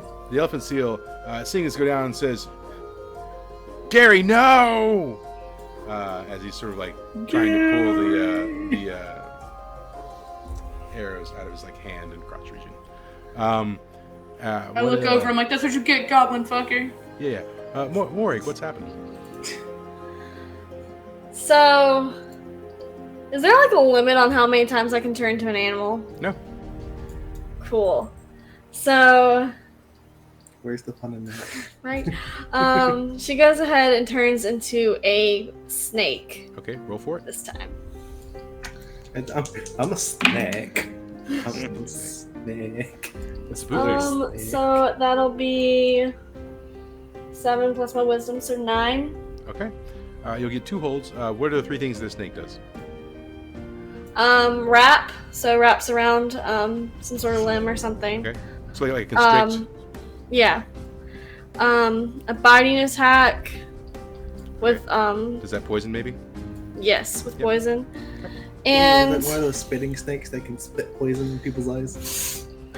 is there a way to like trip someone or like get entangled, like entangle their feet or You something? want to like ensnare someone basically? Yeah. Okay. Cool. All right. Cool. All right. So and then roll. You get 2 holds. So you're morphing into a snake. While you're morphing into a snake, what is Paul doing? Paul sees this is kind of going okay, Yeah. so he's gonna raise the hammer and hit the elephant seal again. Okay. Yeah. Roll on strength. Because that's not fun. So what happens if I get 2 6s? It's just really good. Yeah, it's really good. All right. Roll for damage. I didn't know if that was like a critical thing. Or Nah, what? so there are no criticals technically. I rolled a 0. Is So that that'd a be a 10? Yes, 10. So that's 10. Yeah. Okay. Cool. And do you want to roll the additional d6 opening yourself to attack? Nah, that's alright. All right. Cool. And so I how wanna are be you hurt. hitting the elephant seal? So he does the thing again where he turns it around to the pointy side. Yeah. And he just lifts it up as high as he can. Kind of does a little hop, and it. Cool. So kind of like at the trying carnival. to with kind of with the hammer. embed it in the back of his head or the front of his head or something. Yeah. You crush his skull. He dies. Yeah! Yeah. All you, wins. You definitely just killed. Fatality. You definitely just killed the son of Tim Dastardly. Fuck him. So yeah, I mean, He'll kill everything he loves. You do that. His skull splits. Brains everywhere. It just starts dripping down the side of his sort of fat neck as his body goes limp and falls to the ground. The goblin who just slashed Amara's across the back. You see him start darting towards the back of the tent. Oh no. Stockwood, what are you doing?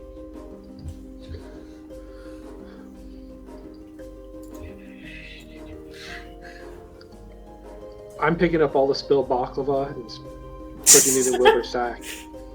This is roll for Wait, dex. which sack? See how quickly you can do that.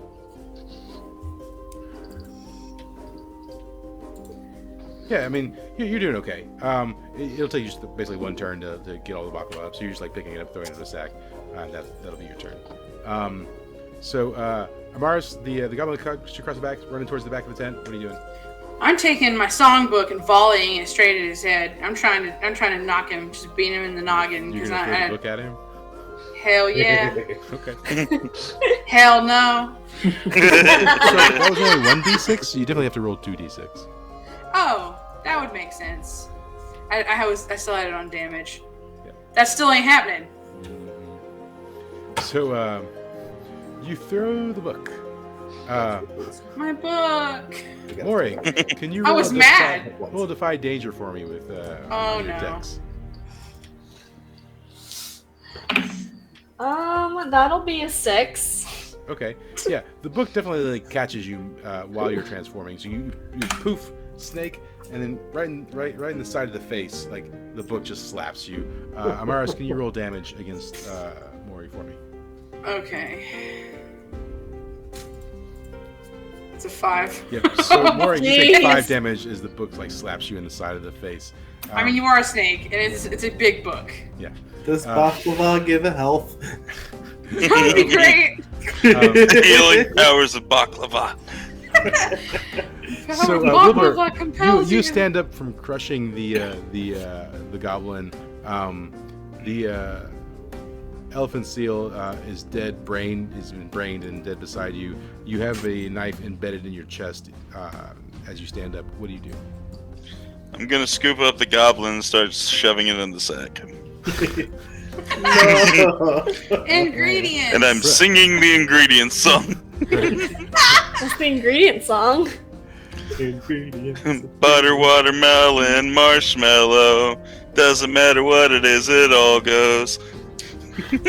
So while he's doing that, I would like to make canon that I have scurried over and I'm writing the ingredients that he's singing in my. I'm writing this cool song in my songbook. Oh no, your book is on top of me. Thank you. Yeah, I know. Well, I got it off. No. All right. So No? Okay. roll on dex for going to get your book in time to write it down. Okay, because I really want to know this song. Yeah! Yeah. You scurry over and pick it up off the side of Morig's face. Morig, as Amaris peels the book off the side of your face as a snake, and the goblin runs past you, what do you do?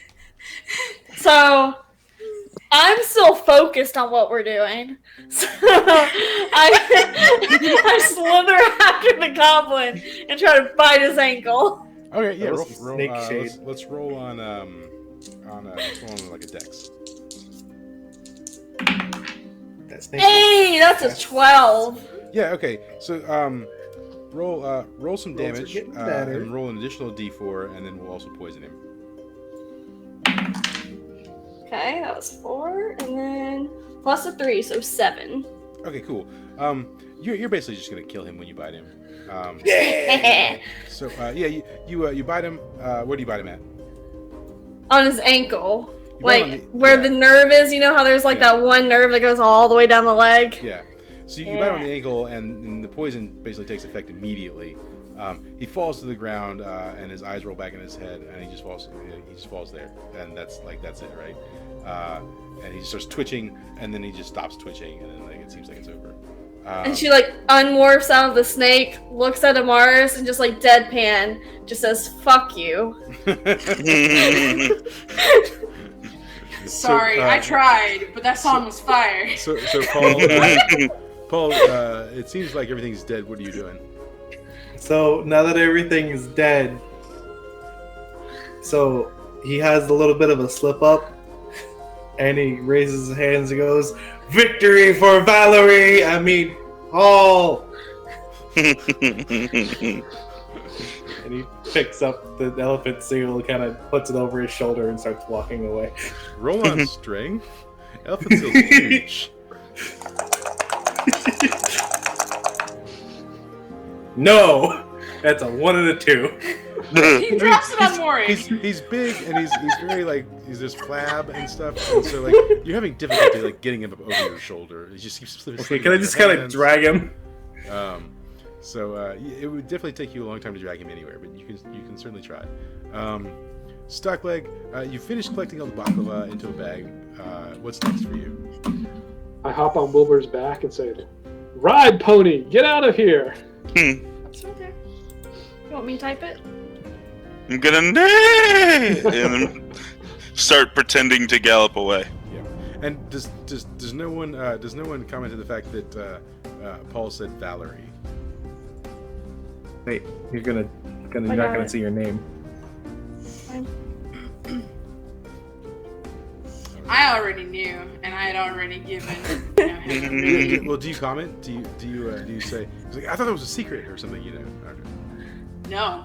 No. Like, why would she do that? So yeah, you guys emerge from the tent, and Terry walks up and he says, "Do you not think you could have done that a little more discreetly?" Don't waste food. I dropped my baklava again.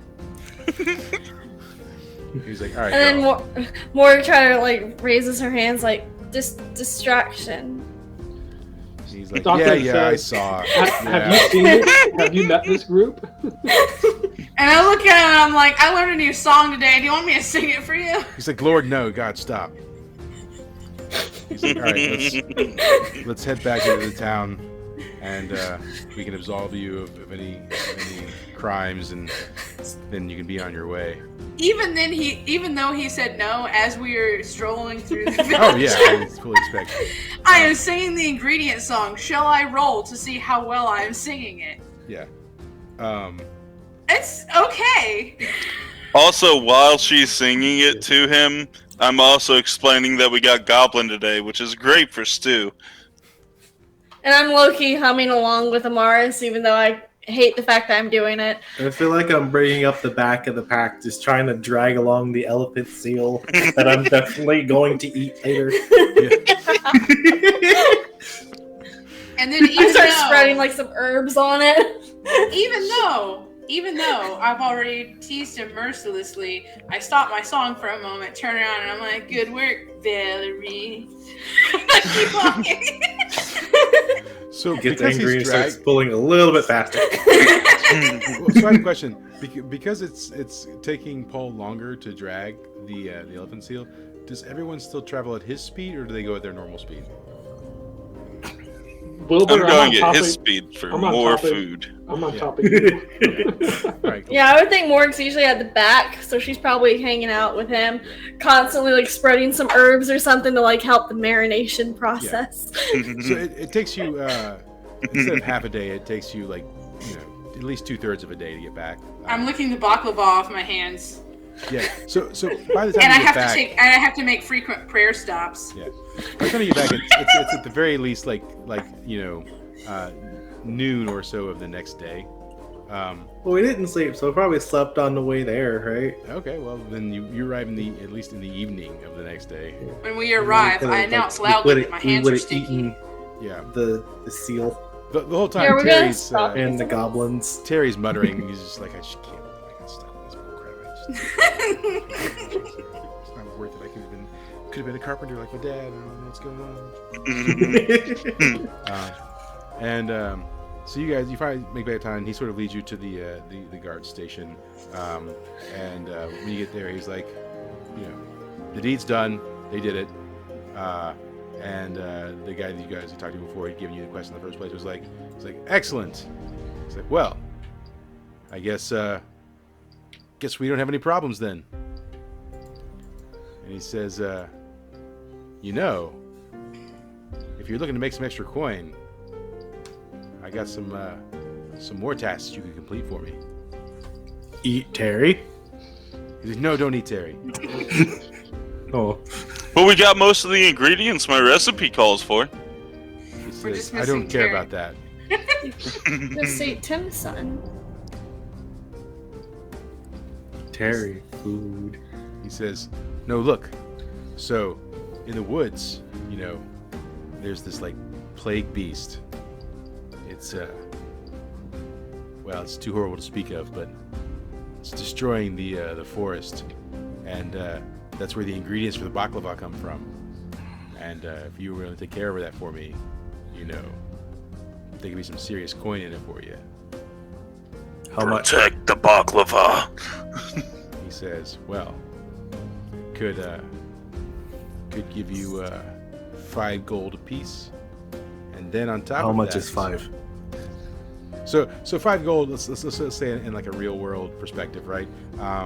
Let's say a gold's worth like $100, so it's like $500 a piece. It's offering. Paul was saying he can't count that high.